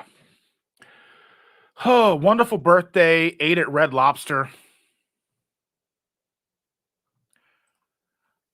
I want to say that our kids wanted us to go to Red Lobster the other day, and we're like, no, no, no, no, no, no. We went to Yummy Bowl. So Yummy Bowl. So there was one of the things that was kind of a derailment from this last week. We went to Yummy Bowl, and now I stayed on track with the food for the most part. I did get some like the imitation crab, which we know it's a little more carby because they're using like starches and stuff to kind of hold everything together. But I love it so much. It's so difficult. But I mix it in with like some of the crab and then beef, chicken, shrimp, and all that stuff. And then you put some onions in there and then eggs, and then they all whip it together on the thing. And then we had Diet Pepsi, but I think their stuff was all switched around because they kept giving us regular Pepsi. And we drank it. We probably shouldn't have. I probably should have switched to unsweet tea. I didn't feel like arguing. We're like Diet Pepsi, and they kept bringing regular Pepsi, at least because you can tell the difference because when you drink it, it's not really a difference in sweetness. There's a difference in like mouthfeel to me, and then I'm not less thirsty when I've drunk it. So does that make sense? You know. Whatever happened to that real life Spider-Man guy that would climb all the really big buildings? I don't know. Maybe he got arrested and he got tired of going to jail, or I don't know, worse. She worked at the horse farm that morning, took lots of treats for her coworkers and the campers. Well, that's very nice. Horses. I love horses. They're so cute. But yeah, I don't know. That stuff terrifies me. I hate heights. And when anybody's like doing that kind of stuff, and I'm like, well, at least you know they made it because they posted the video. But I guess there was one guy who was doing a thing and he didn't make it. Terrifies me. They were doing weird stunts from way, way high. And I'm like, I can't. I'm terrified of heights. I cannot do it. No thanks. I went to go skydiving once, figured that would, help me with my height problem, but I was too fat. I was too big. They said I weighed too much. So one of these days I will go skydiving, maybe. Maybe.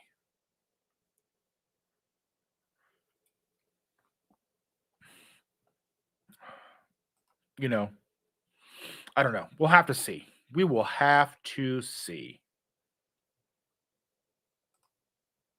It's like drinking the mango chili element. I never feel refreshed.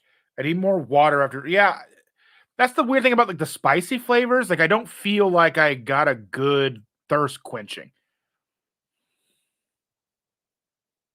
Christy's been skydiving. Would you recommend it to others? Did you like it? Did you poop yourself? I mean, like what happened? I mean, imagine if you did, you probably wouldn't tell us, but you never know.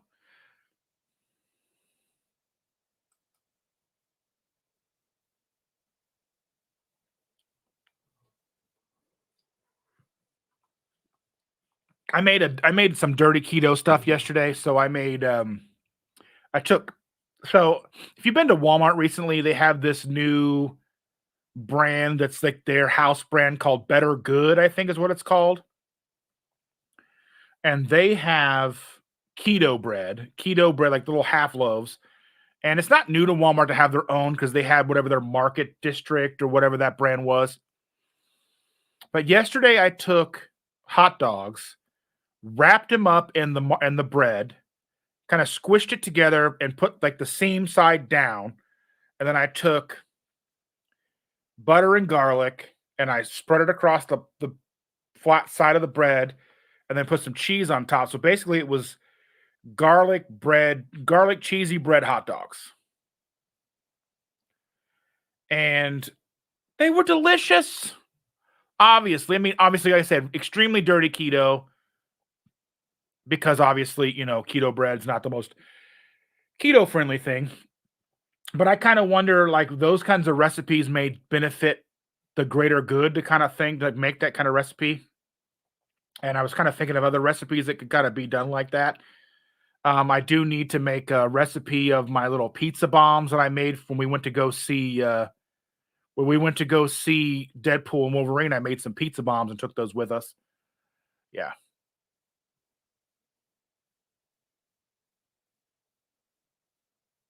Christy says, I was in my 20s, wouldn't do it now. Why not? You've already done it once. You've already got the hard part out of the way.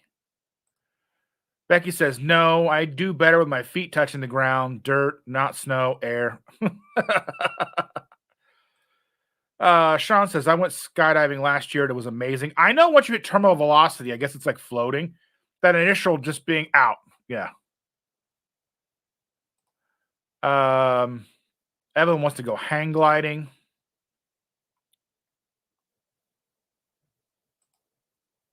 Carl says Walmart should call it gut bomb bread. I mean, I get that, but I'm just trying to again, I've got a video that I've recorded and started editing about how we work together with all disciplines of keto or anybody who's trying to change food lifestyles for health. And I've got to edit that video and put it out. But I think that like these dirty recipes go a long way. They're like entry points for people. They can see, oh, well, maybe keto isn't so bad, and they can kind of get in. And then, and I mean, people will argue too, well, then they won't be satisfied, and then they may not last. I'm like, well, if we don't know unless we get them started.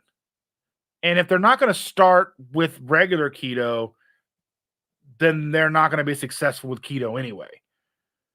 And I mean, part of the video is there's 8 billion people, and the average country percentage of obesity is 35%. Some is higher, like the United States. Some is lower, like Japan. But the average is probably about 35% or more. So, and then you add in the fact that obesity is a direct link to diabetes and all these things. There's a lot of work to do. And I kind of, and I want to make these videos and recipes for people that don't necessarily preach to the choir, because I think preaching to the choir doesn't do a lot. We already know. We already know what we're working on for ourselves.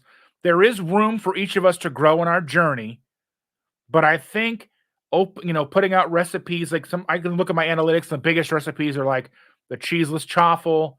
The My biggest video of all time is the short that I made using sugar-free Jello, sugar-free Cool Whip. Like if you ate the entire thing, it's like 120 total carbs for the entire recipe, but it's got over 100,000 views. So that's more of a gateway than me making a video of something extremely clean keto that gets 200 views. How do we reach the most people? Giving them what they want, what they're looking for. So, and I ask these questions because I know a lot of us in these chats here, we're on a path. We have goals. We've seen the light. But the people who are watching the videos, the recipe videos, you guys will watch them. But it's going out to more people, hopefully drawing them in. This is what keto can be. Is it the cleanest? Absolutely not. But we've got so much work to do. We can't sit here and argue over semantics. You know what I mean? Let's see. Rick says, forget Red Lobster. I can only afford green iguana. You need to get a food truck. Start a food truck and just sell iguana to people. Iguana tacos. Let's see. How does store-bought keto bread taste? It doesn't taste bad. It tastes like bread. That's how you know it's probably not good for you. But to me, it's not gluten-free. It's got wheat in it. It's all like that's the wheat fiber and gluten and all that stuff. So it's probably, it's obviously not keto, probably going to spike your blood sugar, but it gets people in the door. And Christy says the actual jumping out of the perfectly good airplane is crazy. Oh, I agree. Christy says, but yes, it feels like flying once you hit terminal velocity. Let's see. Becky says it's time for a coffee refill. Get you some. I'm still on my first cup, if you can believe that. Christy says, yes, Dustin, I agree on the entire point. My son went carnivore and started off with ketovore, pizza pockets, chicken nuggets I made for him. Now he loves chuck roast, picanha, chicken thighs. That's the thing, is like if you can start getting people in the door and get them eating healthier, they start feeling better and they start losing weight, then they're probably going to be maybe a little more apt to look deeper.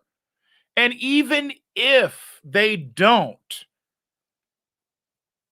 eating a dirty keto lifestyle is orders of magnitude better than eating a standard American diet. So be on the lookout for some not so great recipes for you guys. But I want to, like I said, I want to make videos that are like poignant videos, like the videos I've made about maltodextrin and Element, and things about me, like talking about where I've been with my weight and like things that people don't talk about, and I want to be the serious stuff, but then I want to make recipe videos that showcase either how easy keto can be or recipes that can draw people in. So, and Christy says he naturally gravitates towards the meat now, but wouldn't have started off that way. That's the thing, is like most people are very adverse to meat. Like I said, I have a friend, like a friend of mine who was murdered, and that's how I kind of got to know his mom, is through that whole ordeal. And so she's been vegan for 15 years. And then she reached out to me and says, I'm trying to look at this keto thing. And, I've not eaten meat. I would rather eat just fish and eggs. And we've been talking and I was like, you know what? Life, and not to quote Tool here, but life feeds on life. And whether it's, plants overtaking other plants, animals eating other animals, animals eating plants, humans eating animals, human eating plants,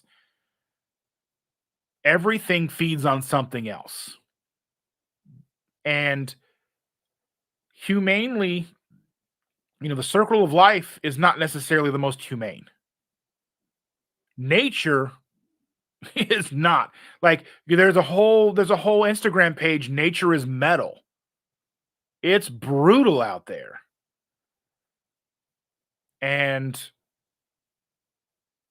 people are very adverse to that because we live in a society where it's okay, where we don't have to struggle to eat.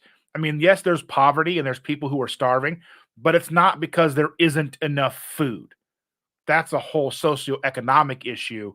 But we've lived for millennia struggling to find enough food because it's like what 99.99% of all meat is safe for humans to eat, but only like less than 1% of plants are safe for us to eat.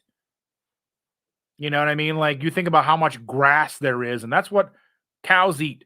We literally have a machine, a bioengineering machine that turns grass into meat for us. And then we're trying to do it in the lab. I don't understand that. It doesn't make any sense. Parasailing. I'm sailing. Chris says, my biggest recipe is my pizza crust, followed by the mashed potatoes and the white bread. Lots of people are searching for tools and help. That's the thing, is like we want to help. That's the goal here, is to help as many people as we can. Just getting people in the door is the biggest thing we can do. And we can't do that by nitpicking each other and being like, keto bread's not, I mean, we know keto bread isn't keto. We know.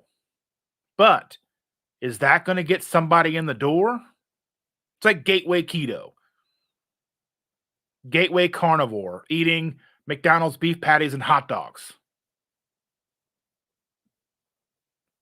As Dr. Barry says, you can be far healthier than eating standard American diet by eating lunch meat and hot dogs, bologna hot dogs. You're going to find your 100% optimal health? No. You're going to get 98 to 99% of the way there? Yes. But once you start feeling really good and you understand the mechanism behind it all, then you can start tweaking. Instead of turning to medication, you can start adding and removing food. That's what I'm talking about. Carl says, don't get me wrong, I tried the keto bread from Walmart and it sits in my tummy like a sack of wet rags. Yeah, I mean, that's the thing, is we are lucky in the fact that we've gotten to a point where we can eat something and automatically know whether it's good for us or not by the way it makes us feel. But 90% of the people on the planet are eating stuff every day that makes them feel like trash, and they don't realize it's the food because they feel bad all the time. Getting them to a point where they can start discerning for themselves what they're putting in their body and how it makes them feel is paramount. It's critical for our survival. Rick says, the iguanas are already afraid of me. None left in my neighborhood. Like, oh no, he's going to eat us. I never understood the peel of bread. Ducks love it. And Chris says, really appreciate your level head and the space. Dustin, Ash, and I are right here with you. Yeah, I think what I'm saying, like, we can't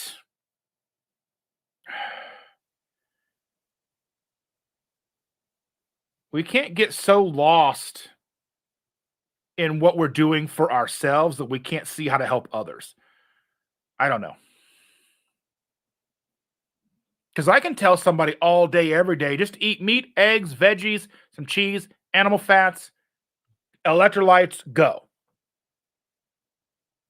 As simple as that sounds, it doesn't make any sense to people who are used to throwing something in the microwave, picking up something fast food.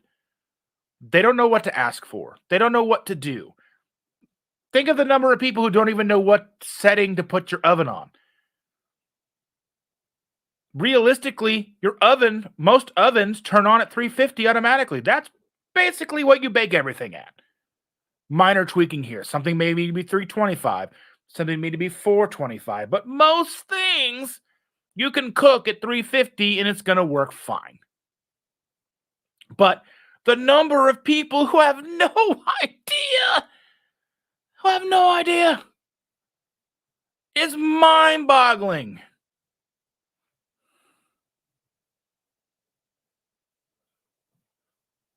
Evelyn says, bread is a vehicle for meats. It helps your hands stay clean. That is all. Potatoes and corn are vehicles for butter and salt.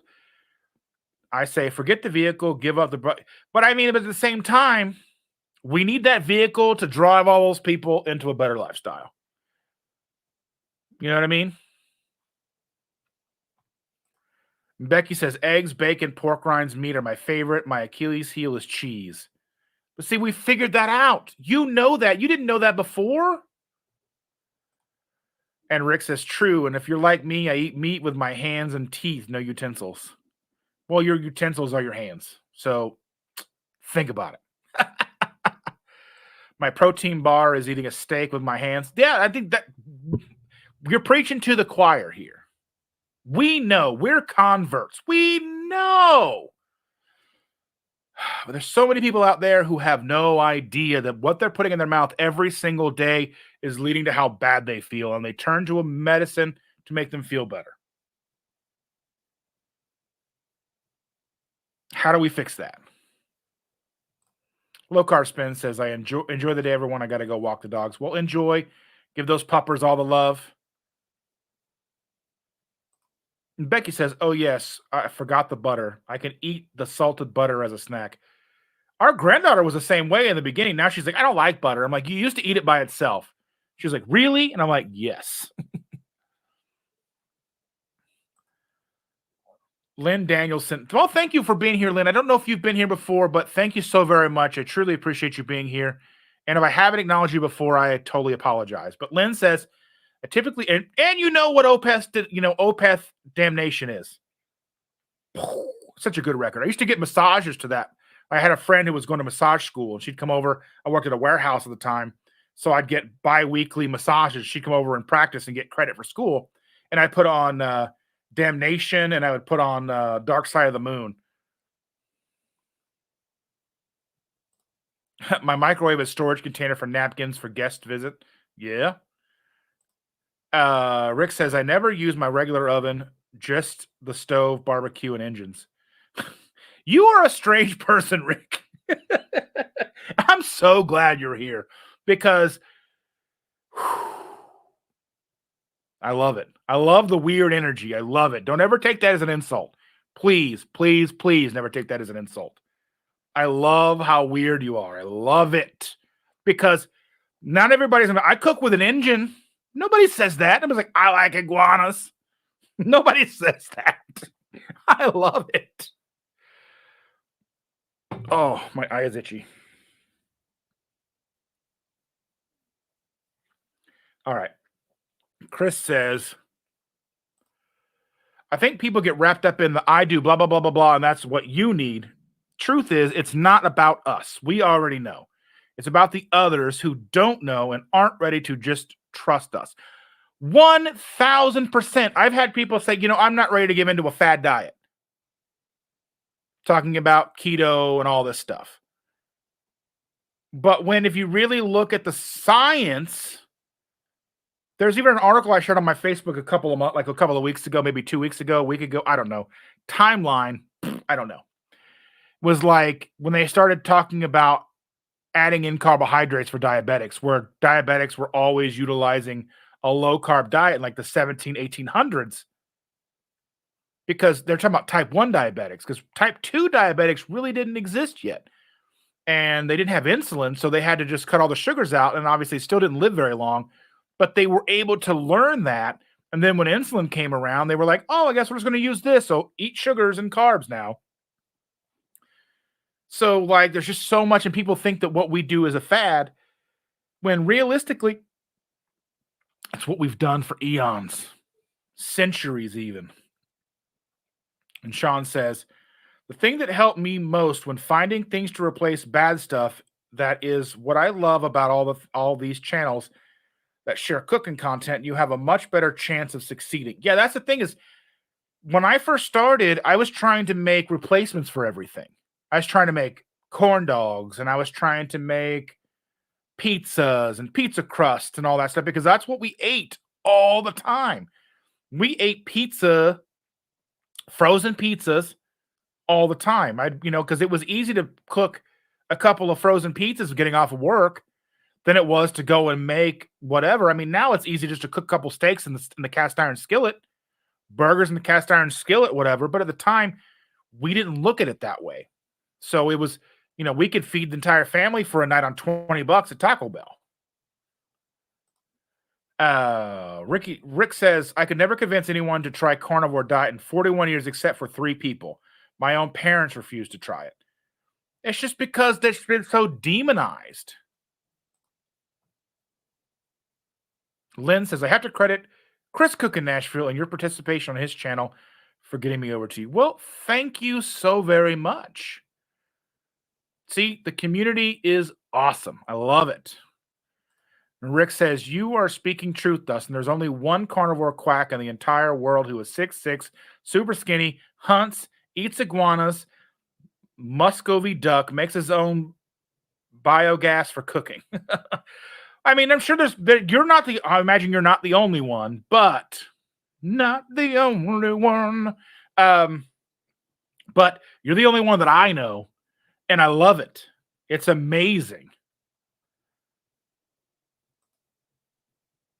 Yeah, and so Chris is saying it makes sense. The addiction recovery is approach for so many different things, replace bad habits with healthy replacements. It's like what Chris does. Chris puts ridiculous amounts of effort into making things like carnivore refried beans, carnivore mashed potatoes, and then not only having it, but then revising it and finding a way to make it better. He's putting in the work. He's putting in so much work.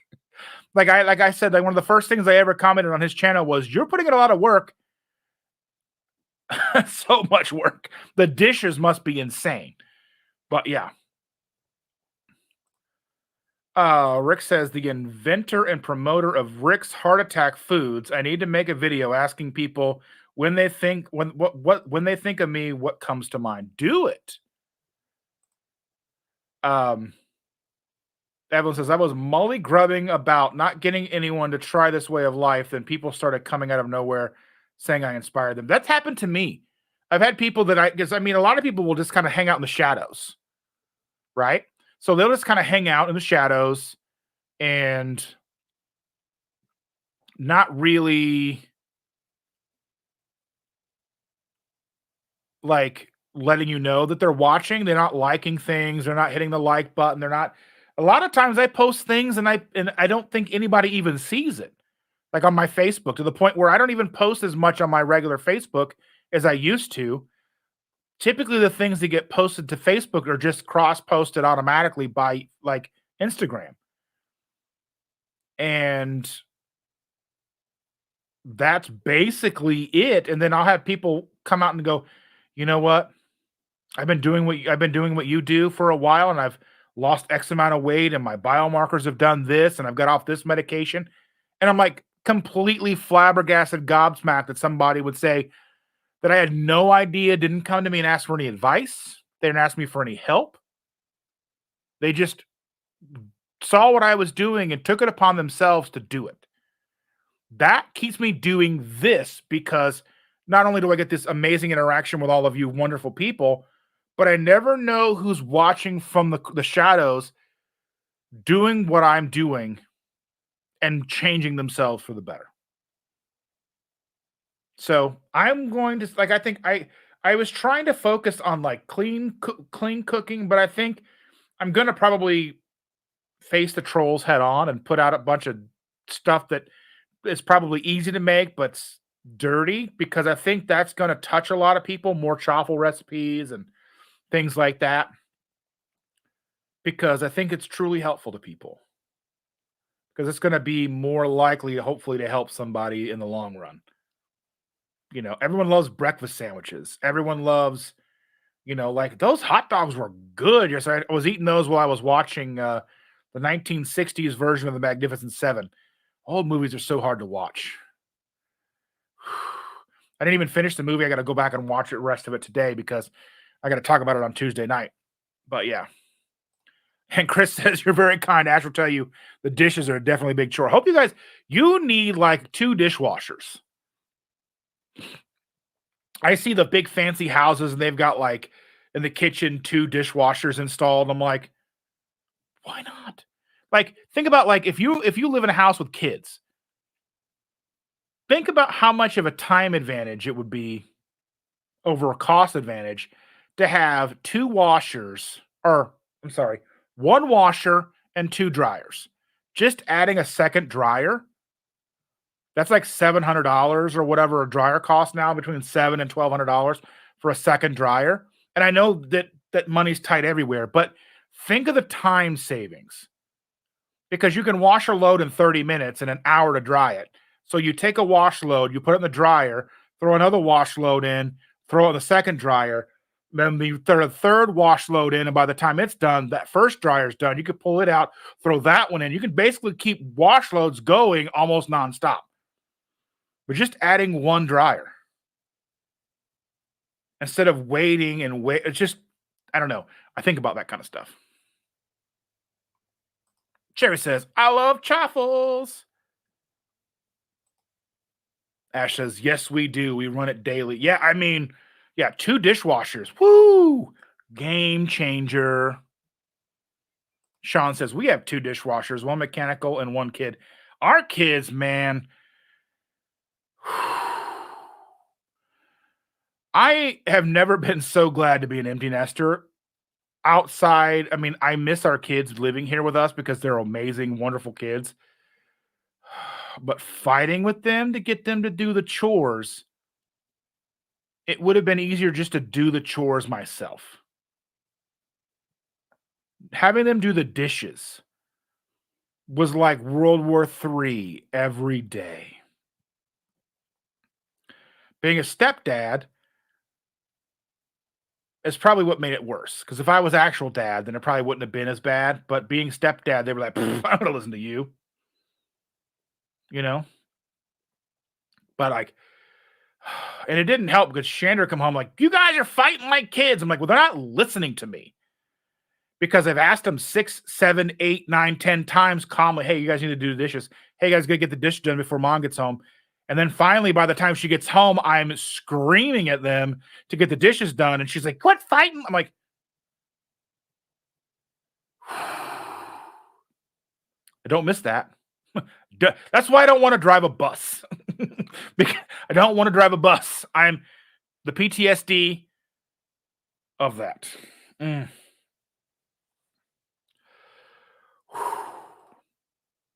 Yeah, he has 2 dishwashers, Chris and Ash. But I mean, just like, I think that would be a good investment for the channel. You could write it off on your taxes. Chaffle breakfast sandwiches are my favorite of mine. Perhaps I'll try Chris's carnivore bread someday. I don't even have a stand mixer to make the carnivore bread. Well, it's time for us to go. Shell and I are shooting in the Glock competition this morning. Wish us luck. That's amazing. I always wanted to shoot competition, but I can never afford the ammo. So much money goes into the ammo. You guys have good luck. Let me know how that all turns out. I think we're friends on Facebook. Let me know how that turns out and how you placed, and maybe send me some target photos or whatever. That'd be awesome. I love it. You guys be safe. Safe shooting. Have a good time. But I love chaffle breakfast sandwiches. That's why I have 2 Dash mini waffle makers. I need to like donate those and get the actual 4 one and just make 4 at a time. That'd be so much faster. Dustin, come to Nashville, hang out on our air mattress, and I'll make you carnivore bread. I was doing triple B&E, and Maitreya made some triple B&E carnivore hamburger buns. They were so good. But I want to try. Have you tried Neely's version, Chris, with the frozen grated butter in it? That's what I want to try. Neely has amazing that Neely recipe looks amazing with the frozen grated butter, and then like the allulose on top to make it brown on top. Yeah, it sounds awesome. You and Neely are awesome because you guys like she's like 150,000 subscribers. Let me see where she's at. I know she's got to be good up there a good ways. Let me see. Last time I looked, she was over 150,000.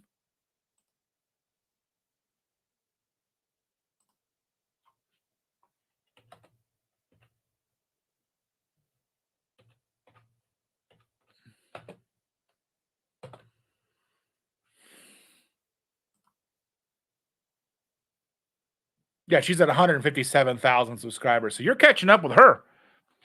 Good job.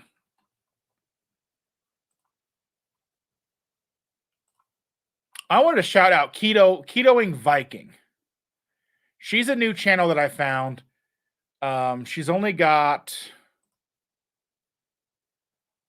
125 subscribers. Let me share her channel real quick.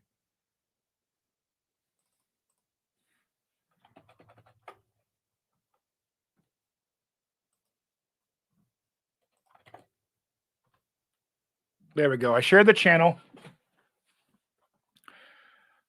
I just found her the other day. She's been around for a while, but only got 100 and some subscribers. So subscribe to her.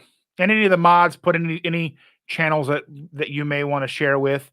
I always want to keep this an open forum. Any channels you come across that you find, because they're coming out every day. We're finding new ones all the time. So subscribe. Tell her that Keto Simple sent you. Becky says it's not easy for me to shed the frozen butter. The butter melts so fast. Oh yeah, I just think it. Yeah, I haven't tried it, so I don't know. She makes it look easy. Chris says I have. It's good. Similar technique to how biscuits are made. I wasn't as big a fan of the texture just because the fat isn't intermingled into the egg white protein, hence my whipped cream. Okay. My brother, Big Marauder. Everybody say good morning to Leaky. Hey, family dinner tonight, Leaky. So come on over tonight. And then once that's done, I can load up that freezer and take it to your house. Because I need to get the freezer out of the house. I've already got the garage cleaned up. I just have to get the freezer to your house. It's got veggies in it. You can keep whatever's in it. I'm going to probably try to make Hunter go with me, and so he can help me carry it in the house because I know your knee isn't good. But anyway, yeah.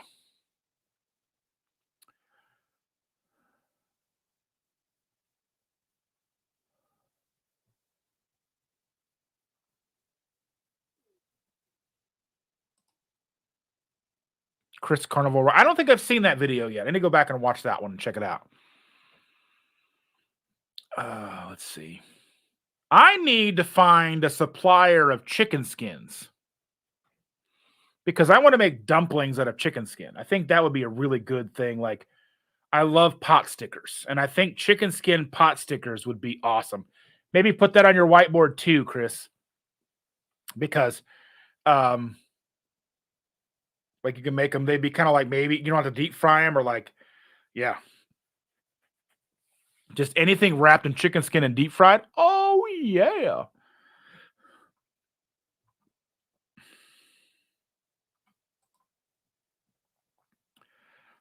I want to also share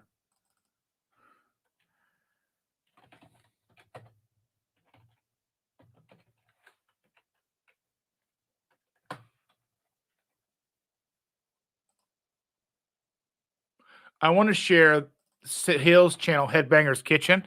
I know most of you probably are familiar with this channel, but he's been having some issues and he's talking about subscribers and views and all that stuff.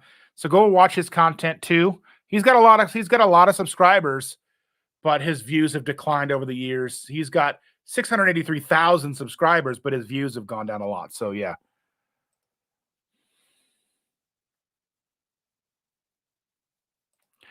Just you wait. I'm good with secrets, Chris. I'm really good with secrets. I don't like not knowing things. I really don't like not knowing things. I'm really good with secrets. I like to be the inside guy. Just so you know.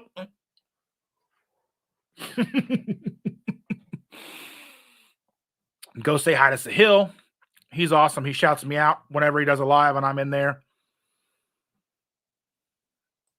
Keeping the community alive. I love it. I love it, love it, love it. Hey, keep your mouth shut. I am good with secrets. But we're having family dinner tonight. Come over, eat, hang out.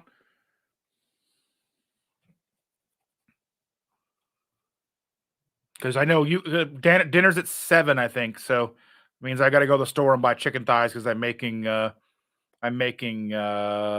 fajitas.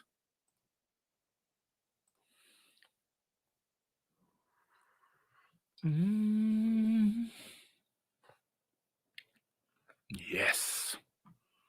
Chicken fajitas. That's not nice. I'm good with secrets.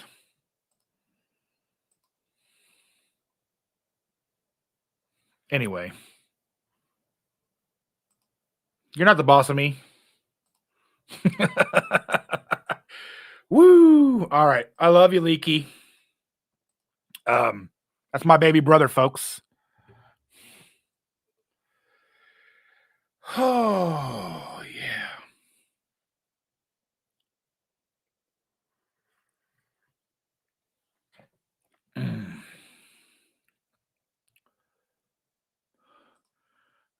What are you going to tell Sharna? What are you going to tell her, huh? I tell her everything anyway. So, TMI, I was making lunch yesterday for myself, and maybe I shouldn't tell this story. Maybe I need to maybe get another tier of memberships where I can tell really gross stories. You're paying enough to where I know you're okay with hearing the stories that I have to tell.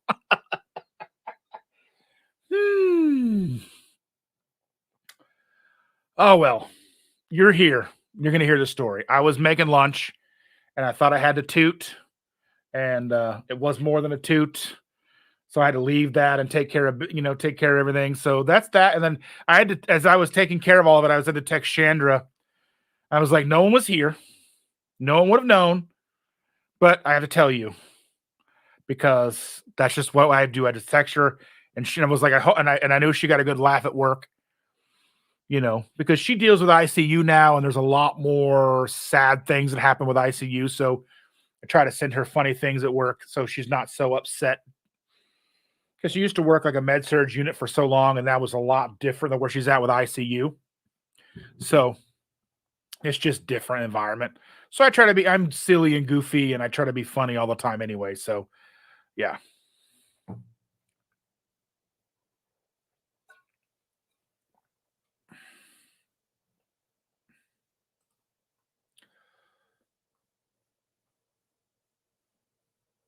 Oh, and Chris released a video 19 minutes ago.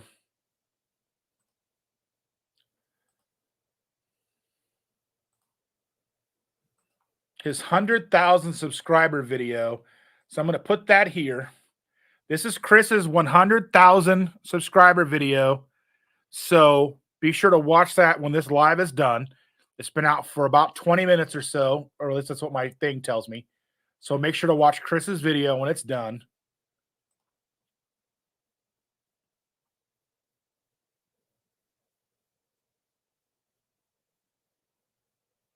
Let's see.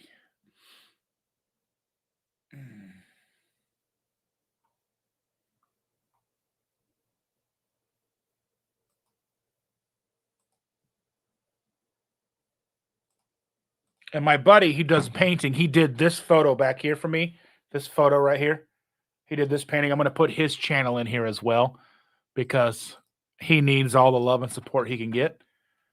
And I love him. We've been friends forever. This is my buddy Danny, his channel.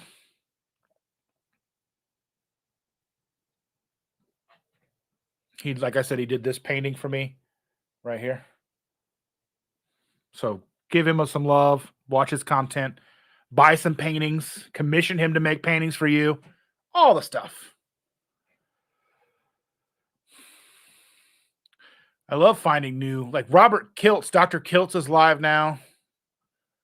Um, Coach Bronson goes live at 10:30. So in about 8 minutes, Coach Bronson goes live. So by the time we're done here, they'll probably be ready to go live.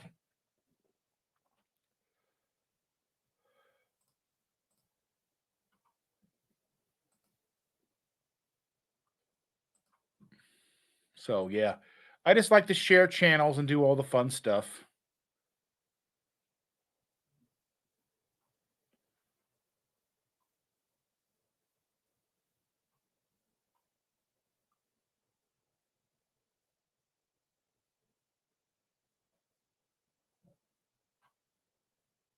So yeah, let's see.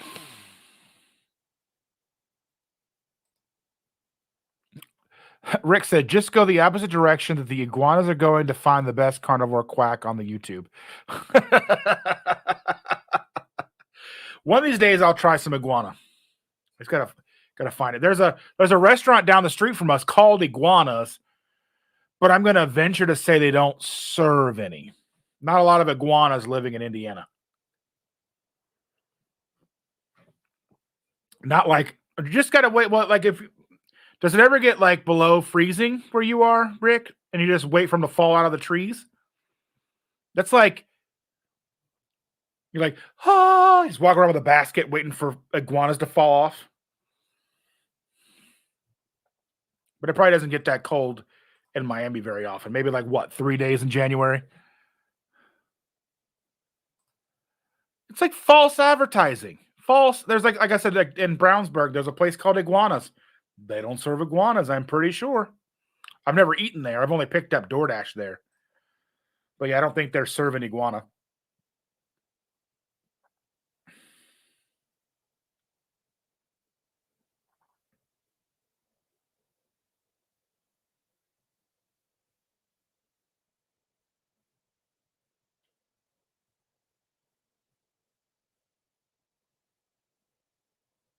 Yes. So as we wind down, we've been at this for about 3 hours. It still boggles my mind that you guys come here and hang out with me for so much time each Sunday. Um,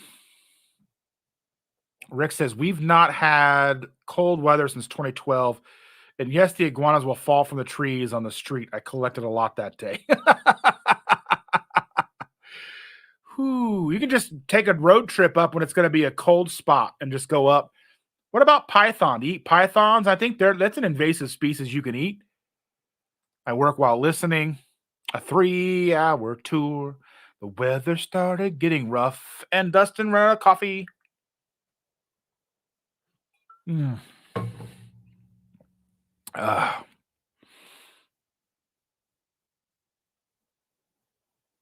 So this morning, Shannon was saying that she had the song "I'm Still Standing" by Elton John in her head yesterday, and her patient was a paraplegic. She's like, "No, you're not." That's bad, but like I said, you have to find the humor, or you can't handle that job. You have to find the humor, and obviously, she's very, yeah.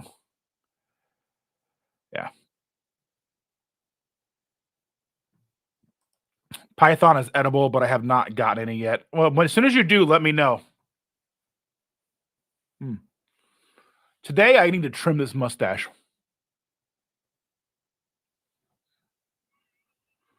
I need to put up the banner here. Say thank you to all of the subscribers. I appreciate each and every one of you for being here and subscribing to me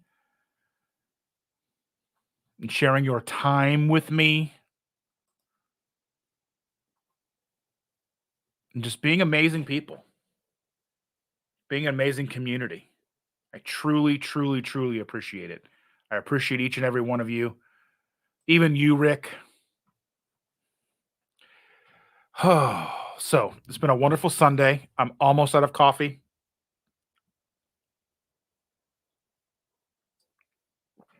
Any last minute thoughts? Oh,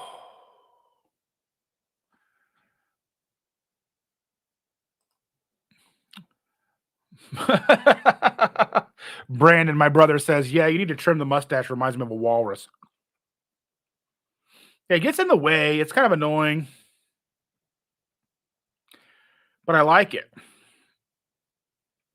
I don't like my mustache too short either. And I feel weird. You can see my lip. I think my lip is weird. So, you know,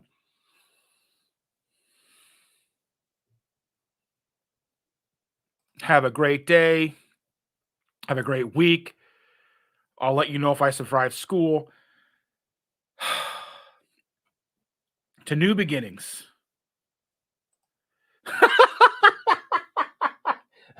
I hate watching you try to drink.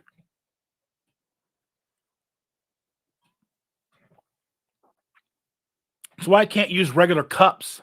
I have to have a lid or a straw.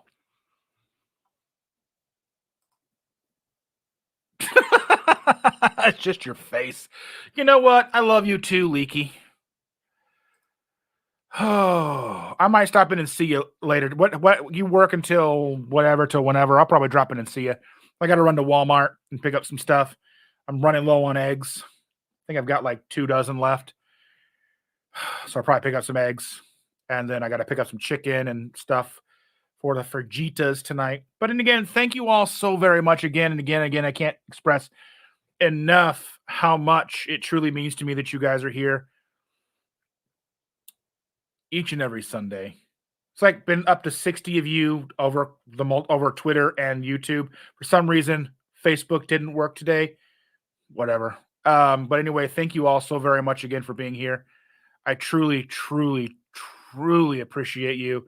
And I understand. I hate it when I get when I get down to 2 dozen, I start to panic. But I know I can go buy more. But with that, I love all of you. I'll see you guys soon. We'll see you Tuesday night or Shannon and I will see you Tuesday night for our live. Thanks again so much. Until then, keep drinking your coffee.